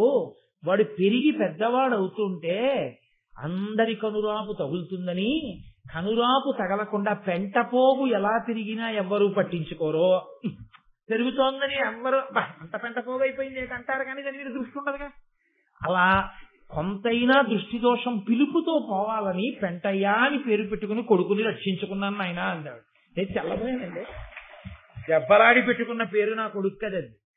ఎంత ప్రేమరా నిజంగా, నేను తెల్లబోయాను. అమ్మే లోకం. కాబట్టి వాయువు రెక్కలను రక్షించుగాక, చంద్రుడు వీపును రక్షించుగాక, అగ్ని శిరస్సును రక్షించుగాక, సూర్యుడు మొత్తం శరీరమును రక్షించుగాక అని ఆవిడ ఆశీర్వచనమిచ్చి నాయనా బయలుదేరు అంటే ఆయన అన్నాడు, అమ్మా తప్పకుండా బయలుదేరుతాను, కానీ ఇన్నాళ్ళు అమ్మా ఏదో సరిపోయినా సరిపోకపోయినా దాస్యంలో ఉన్నాగా సరిపెట్టుకున్నాను. అంత పెద్ద పని మీద వెళ్ళేటప్పుడు కడుపు నిండా తినేళ్ళాలి కదమ్మా, ఆకలిస్తోంది. నా కడుపు నిండా తినడానికి కావలసినంత పదార్థం ఎక్కడుందో చెప్పమ్మా, తిని బయలుదేరుతాను. అమ్మకి నిజంగా ఆ మాట ఎంత బాధగా ఉంటుందండి. ఆవిడ, నాన్న ఇదిగో ఫలానా చోటు ఉంది, అక్కడ వెళ్ళి చక్కగా కడుపు నిండా తిని వెళ్ళి అమృతం పట్టుకుని రా, వెళ్ళి రా అంటుంది. కానీ అమ్మ వెళ్ళు అంత కదండి. కాబట్టి మనం కూడా ఇవాళ వెళ్ళి రేపు సాయంకాలం 6:30కి వద్దాం. వస్తే అమృతాపహరణమో ఆయన భోజనం చేయడం రేపు చూద్దాం. చీకటి పడిపోయే కిందకి ఇంకా మళ్ళీని. అందుకని మంగళాశాసన పరై మదాచార్య పురోగమై సర్వైశ్చ పూర్వైరాచార్యై సత్కృతాయాస్తు మంగళం. మంగళం కోసలేంద్రాయ మహనీయ గుణాత్మనే చక్రవర్తి తనూజాయ